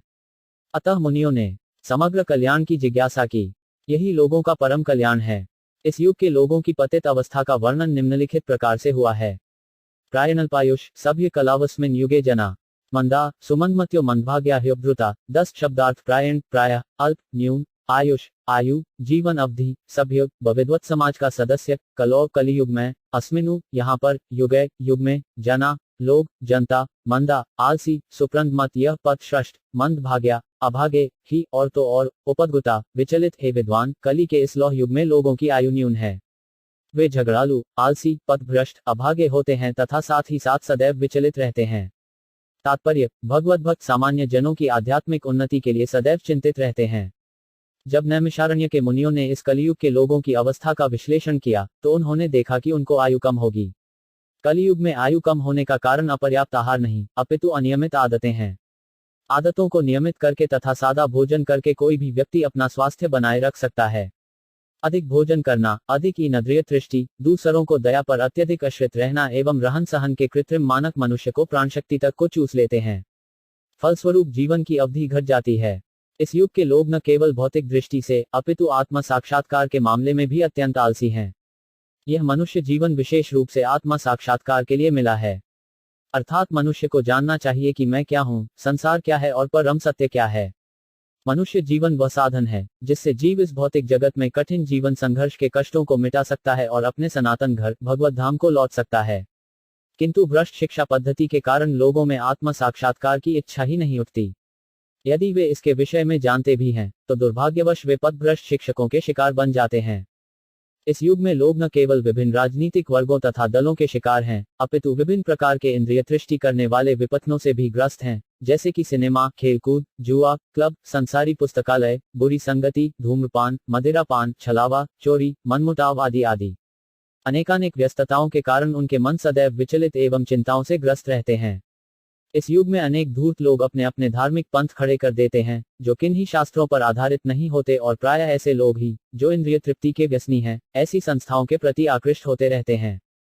फलस्वरूप धर्म के नाम पर अनेक पाप कर्म किए जाते हैं, जिसके कारण लोगों को न तो मानसिक शांति मिल पाती है, न स्वास्थ्य लाभ हो पाता है। अब छात्र ब्रह्मचारी वर्ग का पालन नहीं किया जाता और गृहस्थ लोग गृहस्थाश्रम के विधि विधानों का पालन नहीं करते। फलस्वरूप तथाकथित वानप्रस्थ तथा सन्यासी जो ऐसे गृहस्थाश्रमों से आते हैं, अपने कठोर पथ से आसानी से विचलित हो जाते हैं। कलियुग में सारा परिवेश श्रद्धाविहीनता से पूर्ण है। लोग अब आध्यात्मिक मूल्यों में रुचि नहीं दिखाते। अब तो भौतिक इंद्रिय तृप्ति ही सभ्यता का मानदंड बनी हुई है। ऐसी भौतिक सभ्यता को बनाए रखने के लिए मनुष्य ने जटिल किस्म के राष्ट्रों तथा समुदायों का निर्माण किया है और विभिन्न गुटों में निरंतर प्रत्यक्ष तथा शीत युद्ध की आशंका बनी रहती है। अतएव आज के मानव समाज के विकृत मानदंडों के कारण आध्यात्मिक स्तर को उठा पाना अत्यंत कठिन हो गया है। नैमिषारण्य के ऋषिमुनि पतितात्माओं को मुक्त करने के लिए उत्सुक हैं, अतएव वे श्री सूत गोस्वामी से उपचार पूछ रहे हैं। भूरिणी भूरिकर्माणि श्रोतव्यानि विभागश अतः साधुवत यत्सार समुद्धृत्य मनीषया ब्रीहि भद्राय भूतानैन येनात्मा सुप्रसिद्धति 11 शब्दार्थ भूरिणी बहुमुखी, भूरि अनेक, कर्माणि कर्म, कर्तव्य, श्रोतव्यानि सीखने योग्य, विभागशः विषयानुसार, अतः अतएव, साधी है साधु, अन्न, यहाँ पर यत जो कुछ, सारमु निष्कर्ष, समुद्धृत्य चुनाव करके, मनीषया अपने ज्ञान के अनुसार सर्वश्रेष्ठ, ब्रीहि कृपा करके बताएं, भद्राय कल्याण के लिए, भूतानम जीवों के, यैन जिससे आत्मा आत्मा सुप्रसिद्धति पूर्ण रूप से प्रसन्न हो जाती है। शास्त्रों के अनेक विभाग हैं और उन सब में अनेक नियमित कर्मों का उल्लेख है, जिनके विभिन्न प्रभागों को वर्षों तक अध्ययन करके ही सीखा जा सकता है। अतः हे साधु, कृपया आप इन समस्त शास्त्रों का सार चुनकर समस्त जीवों के कल्याण हेतु समझाएं, जिससे उस उपदेश से उनके हृदय पूरी तरह तुष्ट हो जाएं। तात्पर्य: आत्मा अथवा स्व को पदार्थ तथा भौतिक तत्वों से पृथक माना जाता है। इसका स्वरूप स्वभावत आध्यात्मिक है, अतः यह किसी भी परिणाम के भौतिक आयोजनों से तुष्ट नहीं होता। संपूर्ण शास्त्र तथा आध्यात्मिक उपदेश इसी आत्मा की तुष्टि के निमित्त हैं। विभिन्न कालों तथा विभिन्न स्थानों में नानाविध जीवों के लिए अनेक प्रकार के उपायों की संस्तुति की जाती है। फलस्वरूप प्रामाणिक शास्त्रों की संख्या अनगिनत है। इन शास्त्रों में विभिन्न विधियों तथा नियमित कर्मों का विधान है। इस कलिकाल में सामान्य जनता की पतित अवस्था को ध्यान में रखते हुए नैमिषारण्य के मुनियों ने श्री सूत गोस्वामी से अनुरोध किया कि वे इन समस्त शास्त्रों का सार कह सुनाएं, क्योंकि इस युग में पतित आत्माओं के लिए वर्णाश्रम पद्धति में इन विविध शास्त्रों के उपदेशों को पढ़ना तथा समझ पाना संभव नहीं है। मनुष्यों को आध्यात्मिक स्तर तक उठाने के लिए वर्णाश्रम वाले समाज को सर्वोत्कृष्ट संस्था माना जाता था, किंतु कलियुग के कारण इन संस्थाओं के विधि विधानों को पूरा कर पाना संभव नहीं रह गया है। न ही जन साधारण के लिए कंश्रीय संस्था द्वारा प्रतिपादित विधि के अनुसार अपने अपने परिवारों से संबंध विच्छेद कर पाना संभव है। सारा परिवेश विरोध से व्याप्त है। इस पर विचार करते हुए यह देखा जा सकता है कि इस युग में सामान्य जनों का आध्यात्मिक उत्थान अत्यंत कठिन है। जिस कारण से मुनियों ने इस विषय को श्री सूत गोस्वामी के समक्ष रखा, उसकी व्याख्या अगले श्लोकों में की गई है। सूत जानासि भद्रते भगवान सात्वतापति देवक्यां वसुदेवस्त जातो यस्य चिकीर्ष्या 12 शब्दार्थ सूत है सूत गोस्वामी जानासी आप जानते हो, भद्मते आपका कल्याण हो, भगवानु भगवान, सात्वतामु शुद्ध भक्तों का, पते रक्षक, देवक्यामु देवकी के गर्भ में, वसुदेवस्त वसुदेव से, जाता उत्पन्न, यस्त जिसके उद्देश्य से, शिकीर्षया संपन्न करने हेतु, हे सूत गोस्वामी आपका कल्याण हो। आप जानते हैं कि पूर्ण पुरुषोत्तम भगवान देवकी के गर्भ से वसुदेव के पुत्र के रूप में किस प्रयोजन से प्रकट हुए। तात्पर्य, भगवान का अर्थ है सर्वशक्तिमान ईश्वर जो समस्त ऐश्वर्यों, शक्ति, यश, सौंदर्य, ज्ञान तथा तपस्या के नियंता हैं। वे अपने शुद्ध भक्तों के रक्षक हैं। यद्यपि ईश्वर सबों पर संभाव रखने वाले हैं, तो भी वे अपने भक्तों पर विशेष कृपालु रहते हैं। सत का अर्थ है परम सत्य। जो लोग परम सत्य के सेवक या दास हैं, वे सात्वत कहलाते हैं। ऐसे शुद्ध भक्तों को रक्षा करने वाले भगवान सात्वतों के रक्षक कहलाते हैं। भद्रते अर्थात आपका कल्याण हो से मुनियों द्वारा वक्ता से परम सत्य के विषय में जानने को उत्सुकता का द्योतक है।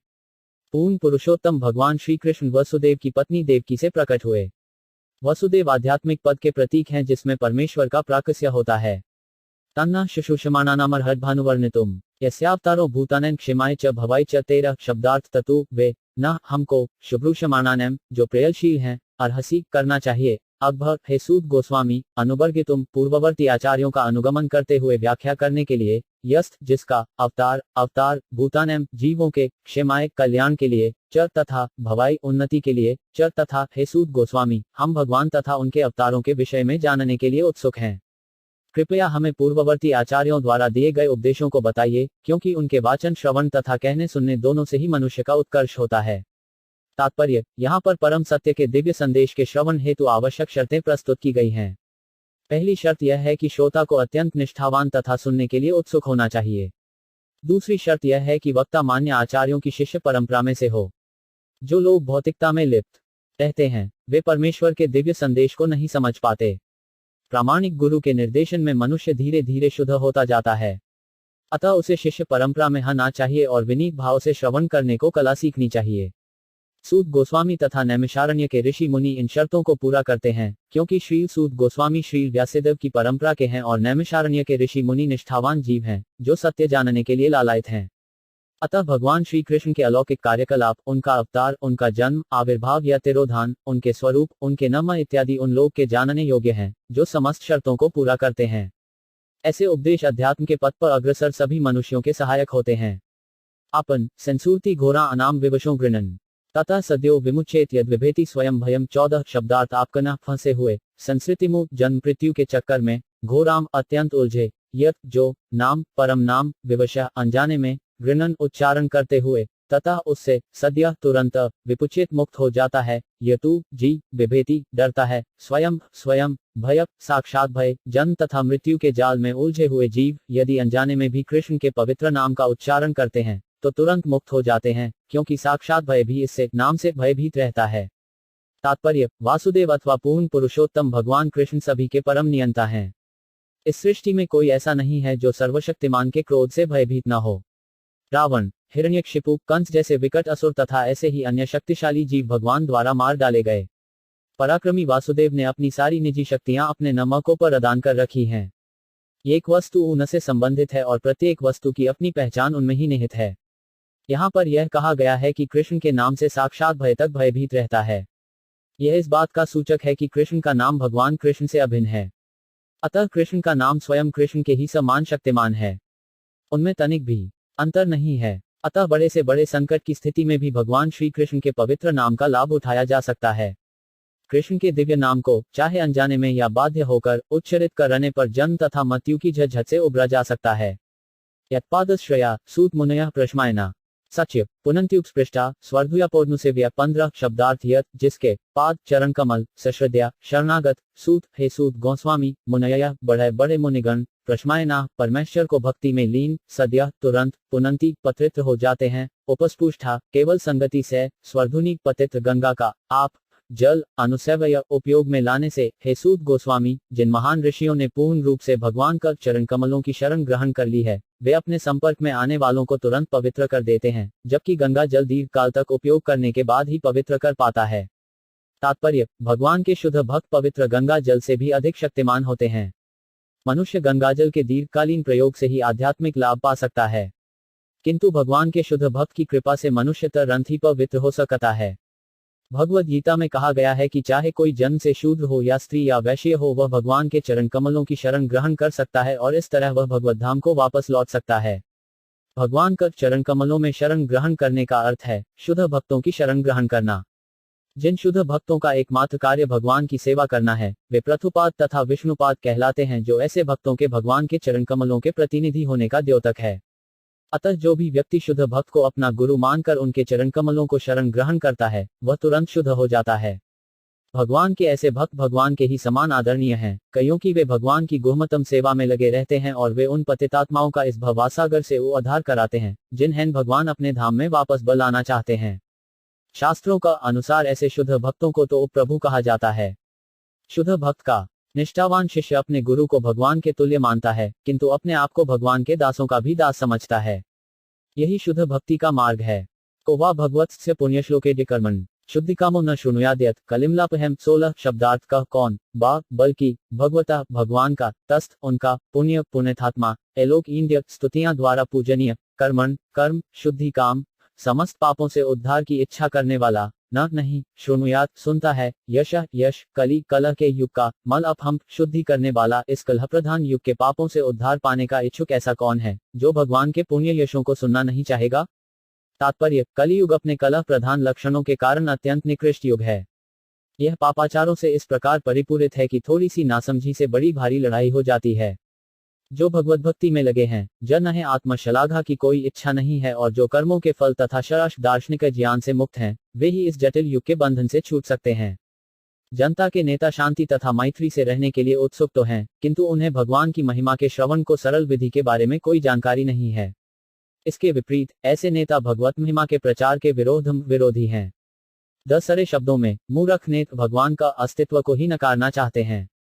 धर्मनिरपेक्ष राज्य के नाम पर ऐसे नेता प्रति वर्ष नई नई योजनाएं बनाते हैं, किंतु भगवान की प्रकृति की दुर्लभ जटिलताओं के कारण उन्नति की ये सारी योजनाएं निरंतर विफल होती रहती हैं। उनके पास यह देख पाने की दृष्टि ही नहीं है कि शांति तथा मैत्री के उनके सारे प्रयास विफल हो रहे हैं। लेकिन यहाँ पर इस अवरोध को पार करने के लिए संकेत मिलता है। यदि हम वास्तविक शांति चाहते हैं, तो हमें भगवान कृष्ण को समझने का मार्ग खोल देना चाहिए और उनके महिमा में कार्यों के लिए उनका यशोगान करना चाहिए, जैसा कि श्रीमद् भागवत के पृष्ठों में अंकित है। तस्य कर्माण्युदाराणि परिगीतानि सूर्यभिः व्रीहिण शददधानाना लील्या दधत कला 17 शब्दार्थ तस्त उनके, कर्माणि दिव्य कर्म, उदाराणि उद्वार, परिगीतानि प्रसारित, सूर्यभिः महात्माओं द्वारा, व्रीहि कृपया कहें, न हमसे, अध्यधाना नामो आदरपूर्वक ग्रहण करने के लिए उद्यत, लील्या लीलाओं से, दत्ता धारण किए हुए, कला अवतार उनके दिव्य कर्म अत्यंत उदार तथा अनुग्रहपूर्ण हैं और नारद जैसे महान विद्वान मुनि उनका गायन करते हैं। अतः कृपया हमें उनके अपने विविध अवतारों में संपन्न साहसिक लीलाओं के विषय में बताएं, क्योंकि हम सुनने के लिए उत्सुक हैं। तात्पर्य, भगवान कभी भी निष्क्रिय नहीं होते, जैसा कि कुछ अल्पज्ञ लोग सूचित करते हैं। उनके कर्म उदार तथा भव्य हैं। उनको सृष्टियां, चाहे भौतिक हो या आध्यात्मिक, समान रूप से आश्चर्यजनक हैं और समस्त विविधताओं से परिपूर्ण हैं। इनका गुणगान श्री नारद, व्यास, तदेवल अमित, वाल्मीकि, असित, मध्व, श्री चैतन्य, रामानुज, विष्णु स्वामी, निम्बाक, श्रीधर, विश्वनाथ, बलदेव, भक्ति विनोद, भक्ति सिद्धांत सरस्वती तथा अन्य अनेक विद्वानों एवं स्वरूप सिद्ध आत्माओं द्वारा किया जाता है। भौतिक एवं आध्यात्मिक ये दोनों प्रकार की सृष्टियां ऐश्वर्य, सौंदर्य तथा ज्ञान से परिपूर्ण हैं, किंतु आध्यात्मिक जगत अपने सच्चिदानंद स्वरूप के कारण अधिक भव्य है। भौतिक सृष्टियां कुछ काल के लिए अध्यात्म जगत के विकृत प्रतिबिंबों के रूप में प्रकट होती हैं और उनकी तुलना सिनेमा से को जा सकती है। वे उन अल्पज्ञ लोगों को आकृष्ट करती हैं, जो मिथ्या वस्तुओं द्वारा आकृष्ट होते हैं। ऐसे मूर्ख व्यक्तियों को वास्तविकता का कुछ ज्ञान नहीं रहता और वे मिथ्या भौतिक स्वरूप को ही सब कुछ मान बैठता हैं। किंतु अधिक बुद्धिमान व्यक्ति, जिन्हें व्यास तथा नारद जैसे मुनियों का मार्गदर्शन प्राप्त है, जानते हैं कि भगवान का शाश्वत राज्य अधिक सुखी, अधिक विशाल तथा आनंद एवं ज्ञान से नित्य परिपूर्ण है। जो लोग भगवान के कार्यकलापों तथा उनके दिव्य धाम से परिचित नहीं हैं, उन्हें वे अवतार लेकर के अपनी लीलाओं के माध्यम से अवगत कराते हैं, जिनमें वे अपने दिव्य धाम में संगति के शाश्वत आनंद को प्रदर्शित करते हैं। ऐसे कार्यकलापों से भगवान भौतिक जगत के बद्ध जीवों को आकृष्ट कर लेते हैं। इन बद्ध जीवों में से कुछ भौतिक इंद्रियों के मिथ्या भोग में लिप्त रहते हैं और कुछ आध्यात्मिक जगत वैकुंठ के अपने वास्तविक जीवन को नकारते रहते हैं। ये अल्पज्ञ व्यक्ति कर्मी अर्थात सकौम कर्म करने वाले तथा ज्ञानी अर्थात शुष्क मनोधर्मी कहलाते हैं। किंतु इन दो प्रकार के व्यक्तियों के भी ऊपर अध्यात्मवादी होता है, जो सात्वत या भक्त कहलाता है और जो न तो उग्र भौतिक कार्यकलापों में, न ही भौतिक चिंतन में लीन रहता है। वह तो भगवान की वास्तविक सेवा में तत्पर रहता है, जिससे उसे सर्वोच्च आध्यात्मिक लाभ प्राप्त होता है, जो कर्मियों तथा ज्ञानियों के लिए दुर्लभ है। भौतिक तथा आध्यात्मिक जगतों के परम नियंता के रूप में भगवान के असीम श्रेणियों के विविध अवतार होते हैं। ब्रह्मा, रुद्र, मनु, पृथु तथा व्यास जैसे अवतार तो उनके भौतिक गुणात्मक अवतार हैं, लेकिन ब्रह्मा, नरसिंह, वराह तथा वमन जैसे अवतार उनके दिव्य अवतार कहलाते हैं। भगवान श्री कृष्ण इन समस्त अवतारों के प्रधान स्रोत हैं, अतएव वे ही समस्त कारणों के कारण हैं। अथाख्या ही हरर्धिमन अवतार कथा शुभा लीला विद्धत स्वयमीश्वरस्यात्ममाया 18 शब्दार्थ अतः आख्या ही वर्णन करें। हरे भगवान के धीमनु है बुद्धिमान अवतार अवतार कथा कथाएं शुभा शुभ कल्याणप्रद लीला साहसिक कार्य विद्धत संपन्न स्वयं लीलाएं ईश्वरस्थ परम नियंता की आत्म निजी अपनी माया शक्तियां से हे बुद्धिमान सूत जी कृपा करके हमसे भगवान विविध अवतारों की दिव्य लीलाओं का वर्णन करें। परम नियंता भगवान के ऐसे कल्याणप्रद साहसिक कार्य तथा उनकी लीलाएं उनकी अंतरंगा शक्तियों द्वारा संपन्न होते हैं। तात्पर्य, भौतिक जगतों की उत्पत्ति, पालन तथा संहार के लिए पूर्ण पुरुषोत्तम भगवान स्वयं हजारों रूपों में अवतरित होते हैं और इन विविध दिव्य रूपों में वे जो साहसिक कार्य करते हैं वे सभी कल्याणप्रद होते हैं। जो लोग ऐसे कार्यों के समय उपस्थित रहते हैं तथा जो ऐसे कार्यों की दिव्य गाथाओं को सुनते हैं वे दोनों लाभान्वित होते हैं।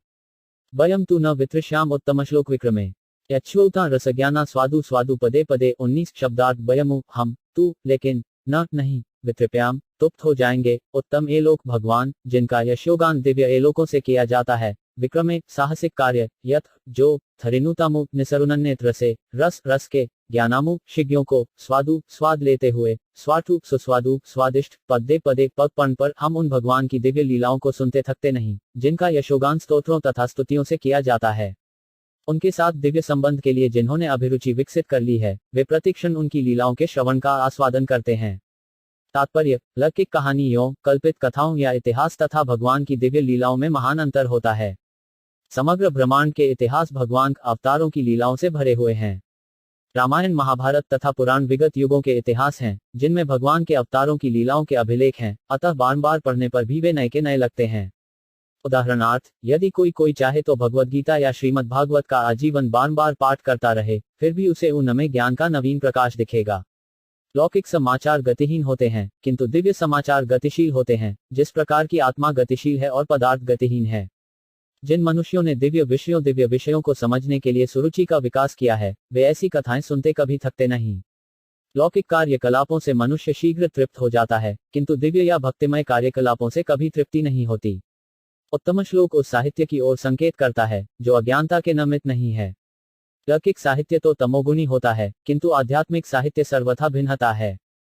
दिव्य साहित्य तमोगुण से परे होता है और इसे ज्यों-ज्यों और पढ़ा जाता है त्यों-त्यों यह अधिक प्रकाशवान बनता जाता है तथा इस दिव्य विषय की अनुभूति और अधिक होती जाती है। तथाकथित मुक्त व्यक्ति अहम ब्रह्मास्मि शब्दों को बारंबार उच्चरित करते संतुष्ट नहीं होते। ब्रह्म की ऐसी कृत्रिम अनुभूति उबाऊ है, फलत वे भी वास्तविक आनंद उठाने के लिए श्रीमद् भागवत की कथाओं की ओर मुड़ते हैं। जो लोग इतने भाग्यशाली नहीं हैं, वे परार्थवाद और दुनियाही परोपकार की ओर मुड़ते हैं। इसका अर्थ यह हुआ कि मायावाद दर्शन लौकिक है, जबकि भगवद गीता तथा श्रीमद् भागवत का दर्शन दिव्य है। कृतान किल कर्माणि सह रामेण केशव अतिमत्यानि भगवान गु कपट मानुष 20 शब्दार्थ कृतान किए गए किल कौन कौन से कर्माणि कार्य सह सहित रामायण बलराम केशव श्री कृष्ण ने अतिमत्यानि अलौकिक भगवान भगवान गु प्रच्छन्न कपट ऊपर से मानुष मनुष्य भगवान श्री कृष्ण ने बलराम सहित मनुष्य की भांति क्रीड़ाएं की और इस प्रकार से प्रच्छन्न रहकर उन्होंने अनेक अलौकिक कृत्य किए। तात्पर्य, श्री कृष्ण या भगवान पर मानव विकास तथा पशु विकास के सिद्ध नत लागू नहीं होते। आजकल विशेष रूप से भारत में इस सिद्धांत का बोलबाला है कि तपस्या तथा आत्म संयम के बल पर मनुष्य ईश्वर बन जाता है। चूंकि भगवान राम, भगवान कृष्ण तथा भगवान चैतन्य महाप्रभु को प्रमाणभूत शास्त्रों में बताए गए संकेतों के आधार पर ऋषियों तथा मुनियों ने भगवान के रूप में पहचाना था, अतएव अनेक धूर्त व्यक्तियों ने अपने खुद के अवतारों की सृष्टि करी है। अब तो भगवान के अवतार का गढ़ा जाना विशेष रूप से बंगाल में सामान्य व्यापार बन चुका है। कई भी लोकप्रिय व्यक्ति कुछ योग शक्तियां दिखलाकर तथा बाजीगरी के कुछ करतब दिखलाकर लोकप्रिय मत प्रस्ताव द्वारा भगवान का अवतार बन जाता है। भगवान श्री कृष्ण इस प्रकार के अवतार न थे। वे अपने आविर्भाव काल से ही वास्तविक रूप से भगवान थे। वे अपनी तथाकथित माता के समक्ष चतुर्भुज विष्णु रूप में प्रकट हुए थे और फिर अपनी माता के अनुरोध पर बालक रूप में परिणत हो गए थे। वे तुरंत ही अपनी इस माता को छोड़कर गोकुल में अपने एक और भक्त के यहाँ चले गए, जहाँ उन्हें नंद महाराज तथा यशोदा माता ने अपने पुत्र रूप में स्वीकार किया। इसी प्रकार श्री बलराम भी, जो भगवान कृष्ण के पूरक हैं, श्री वसुदेव की अन्य पत्नी से उत्पन्न बालक समझे जाते हैं। भगवद गीता में भगवान कहते हैं कि उनका जन्म तथा उनके कर्म दिव्य हैं और जो भाग्यशाली व्यक्ति उनके जन्म तथा कर्म की दिव्य प्रकृति को जान लेता है, वह तुरंत मुक्त होकर भगवत धाम को जा सकता है। इस प्रकार श्री कृष्ण के जन्म तथा कर्म की दिव्य प्रकृति का ज्ञान ही मुक्त होने के लिए पर्याप्त है। भागवत में भगवान श्री कृष्ण को दिव्य प्रकृति का वर्णन 9 स्कंधों में हुआ है और 10वें स्कंध में उनकी विशिष्ट लीलाएं दी गई हैं। इस ग्रंथ को ज्यों ज्यों कोई पढ़ता है, त्यों त्यों यह सब ज्ञात होता जाता है। किंतु यहाँ यह ध्यान देना आवश्यक है कि भगवान ने माता की गोद में से ही अपनी अलौकिकता प्रदर्शित की और उनके सारे के सारे कार्यकलाप अतिमानवीय हैं। यथा 7 वर्ष की आयु में गोवर्धन पर्वत को उठाना और ये सारे कर्म उन्हें वास्तविक पूर्ण पुरुषोत्तम भगवान सिद्ध करते हैं। इतने पर भी अपने योगावरण के कारण वे अपने तथाकथित माता पिता तथा अन्य परिजनों द्वारा सदैव एक सामान्य मानव शिशु ही समझे जाते रहे। जब भी वे कोई अत्यंत पराक्रमी कार्य करते, उनके माता पिता उसे अन्य रूप में ग्रहण करते। इस प्रकार वे अपने पुत्र के प्रति अविचल प्रेम से सदा तुष्ट रहते। अतएव निमिषारण्य के ऋषिगण उन्हें मनुष्यवत बताते हैं, लेकिन वास्तव में वे परम शक्तिमान भगवान हैं। कलेमागतमाज्ञाय क्षेत्रस्मिन् वैष्णवे वयम् आसीना दीर्घ सित्रेण कथायां सक्षणा हरे। 21 शब्दार्थ कलिम कलियुग कलहप्रिय लौह युग आगतम आया हुआ। आज्ञाए जानकर, क्षेत्रे भूभाग में, अस्मिनु इस, वैष्णवे विशेष रूप से भगवान भक्तों के लिए, वयम हम, आसीना बैठे हुए, दीर्घ दीर्घकालीन, सन्नेण बज्ञ द्वारा, कथायाम शब्दों में, सक्षणा अपने अवकाश के समय, हरे भगवान। यह भलीभांति जानकर कि कलियुग का प्रारंभ हो चुका है, हम इस पवित्र स्थल में भगवान का दिव्य संदेश सुनने के लिए तथा इस प्रकार यज्ञ संपन्न करने के लिए दीर्घ सत्र में एकत्र हुए हैं। तात्पर्य: सत्य युग, स्वर्ण युग अथवा रजत एवं ताम्र युग अर्थात त्रेता या द्वापर युग की भांति यह कलियुग आत्मा साक्षात्कार के लिए तनिक भी उपयुक्त नहीं है। सत्य युग में 1 लाख वर्ष को ऊपर वाले लोग आत्मा साक्षात्कार के लिए दीर्घकालीन ध्यान करने में समर्थ थे, तथा त्रेता युग में जब जीवन की अवधि 10,000 वर्ष की थी, तो महान यज्ञों के अनुष्ठान से आत्मा साक्षात्कार प्राप्त किया जाने लगा और द्वापर युग में जब जीवन अवधि 1000 वर्ष हो गई, तो भगवान की पूजा द्वारा यह आत्मा साक्षात्कार प्राप्त किया जाने लगा। किंतु इस कलियुग में अधिकतम जीवन अवधि केवल 100 वर्ष की है और वह भी कठिनाइयों से पूर्ण है। अतः इसमें आत्मा साक्षात्कार के लिए जिस विधि की संस्तुति की गई है, वह है भगवान के पवित्र नाम, यश तथा उनकी लीलाओं का श्रवण और कीर्तन करना। नैमिषारण्य के ऋषियों ने यह विधि ऐसे स्थान में प्रारंभ की जो भगवत भक्तों के लिए ही था। उन्होंने 1000 वर्ष को दीर्घ अवधि तक को भगवान की लीलाएं सुनने के लिए अपने आप को तैयार किया था। इन ऋषियों के उदाहरण से हमें यह सीखना चाहिए कि भागवत का नियमित श्रवण तथा कीर्तन ही आत्मा साक्षात्कार का एकमात्र साधन है। अन्य सारे प्रयास समय का अपव्यय मात्र हैं, क्योंकि उनसे कोई लाभप्रद परिणाम नहीं निकलता। भगवान श्री चैतन्य महाप्रभु ने भागवत धर्म की इस पद्धति का उपदेश किया और यह भी बतलाया कि भारत भूमि में जन्म लेने वालों का यह दायित्व है कि वे श्री कृष्ण के संदेशों का, प्रमुख रूप से भगवद गीता के संदेश का प्रचार प्रसार करें। जब कोई भगवद गीता की शिक्षाओं को ठीक से समझ जाए, तो उसे चाहिए कि आत्मा साक्षात्कार के लिए अधिक प्रकाश प्राप्त करने हेतु श्रीमद् भागवत का अध्ययन करे। त्वं न संशितो धात्रा दुस्तर निस्थितिष्टाम कली सत्वहर पुंसा कर्णधार इवाणवम 22 शब्दार्थ त्वमो आपने, न हम सबों को, संदर्शित मिलाया है, धात्रा भाग्य से, दुस्तरम दुर्लभ्य, निस्थितिष्टामु पार करने की इच्छा करने वालों के लिए, कलमु कलियुग को, सत्वहरम अच्छे गुणों को हरण करने वाला, पुंसाम मनुष्य का, कर्णधार कप्तान, एब सहर्ष अर्णवम समुद्र। हम मानते हैं कि देवी इच्छा ने हमें आपसे मिलाया है, जिससे मनुष्यों के सत्व का नाश करने वाले उस कली रूप दुर्लभ सागर को तरने की इच्छा रखने वाले हम सब आपको नौक के कप्तान के रूप में ग्रहण कर सकें। तात्पर्य: कलियुग मनुष्यों के लिए अत्यंत खतरनाक है। यह मानव जीवन तो आत्म साक्षात्कार के ही निमित्त मिला है, किंतु इस युग की करालता के कारण लोग जीवन के लक्ष्य को पूरा भूल चुके हैं। इस युग में आयु का रमश घटती जाएगी। लोग अपनी स्मृति, कोमल भावनाएं, बल तथा उत्तम गुण खो देंगे। इस युग की विषमताओं की सूची इस ग्रंथ के 12वें स्कंध में दी गई है। अतः जो लोग इस जीवन का उपयोग आत्म साक्षात्कार में करना चाहते हैं, उनके लिए यह युग अत्यंत दुष्कर है। लोग इंद्रिय दृष्टि में इतने अधिक व्यस्त हैं कि वे आत्म साक्षात्कार को पूरी तरह भूल चुके हैं। उन्मत्तता से वशीभूत वे साफ साफ कहते हैं कि आत्म साक्षात्कार की कोई आवश्यकता नहीं है, क्योंकि वे यह नहीं समझते कि यह संक्षिप्त जीवन आत्म साक्षात्कार की विशाल यात्रा का एकमात्र क्षण है। समूची शिक्षा पद्धति इंद्रिय तृप्ति को और उन्मुख है, और यदि कोई विद्वान इस पर थोड़ा भी सोचे, तो वह देखेगा कि इस युग के सारे बच्चों को जानबूझकर तथाकथित शिक्षारूपी वधशालाओं में भेजा जा रहा है। अतएव विद्वान पुरुषों को इस युग के प्रति सचेत रहना है, और यदि वे इस घोर कलियुग रूपी समुद्र को पार करना चाहते हैं तो उन्हें नैमिषारण्य के ऋषि के का अनुसरण करना चाहिए और श्री सूत गोस्वामी या उनके प्रामाणिक प्रतिनिधि को नाव के कर्णधार के रूप में स्वीकार करना चाहिए। वह नाव श्रीमद् भागवत या भयवदयिता के रूप में ही भगवान श्री कृष्ण का संदेश ही है। ब्रीहि योगेश्वरे कृष्णे ब्रह्मण्ये धर्मवर्मणि स्वा काष्टाम धुनोपते धर्म का शरणगत। 23 शब्दार्थ ब्रीहि कृपया कहें। योग ईश्वरे समस्त योग शक्तियों के स्वामी, कृष्णे भगवान कृष्ण, ब्रह्मण्ये परम सत्य, धर्म धर्म, बर्मणि रक्षक, स्वामो अपना, काष्टामु धाम, अध्रुना इस समय, उपेते चले गए, धर्म धर्म, कमु किसकी, शरणमु शरण में, गत गया हुआ। चूंकि परम सत्य योगेश्वर श्री कृष्ण अपने निज धाम के लिए प्रयाण कर चुके हैं, अतएव कृपा करके हमें बताएं कि अब धर्म ने किसका आश्रय लिया है। तात्पर्य, धर्म मूल रूप से साक्षात भगवान द्वारा स्थापित आचार संहिता है। जब भी धर्म के सिद्धांतों का दुरुपयोग होता है या उसकी उपेक्षा की जाती है, तो धर्म की स्थापना करने के लिए भगवान स्वयं अवतरित होते हैं। इसका उल्लेख भगवद्गीता में किया गया है। यहाँ पर नैमिषारण्य के ऋषि मुनि इन्हीं सिद्धांतों के विषय में पूछ रहे हैं। इस प्रश्न का उत्तर आगे दिया गया है। श्रीमद् भागवत भगवान की दिव्य वाणी का स्वरूप है। इस प्रकार यह दिव्य ज्ञान एवं धर्म का पूर्ण स्वरूप है। इस प्रकार श्रीमद् भागवत के प्रथम स्कंद के अंतर्गत मुनियों की जिज्ञासा नामक प्रथम अध्याय के भक्ति वेदांत तात्पर्य पूर्ण हुए।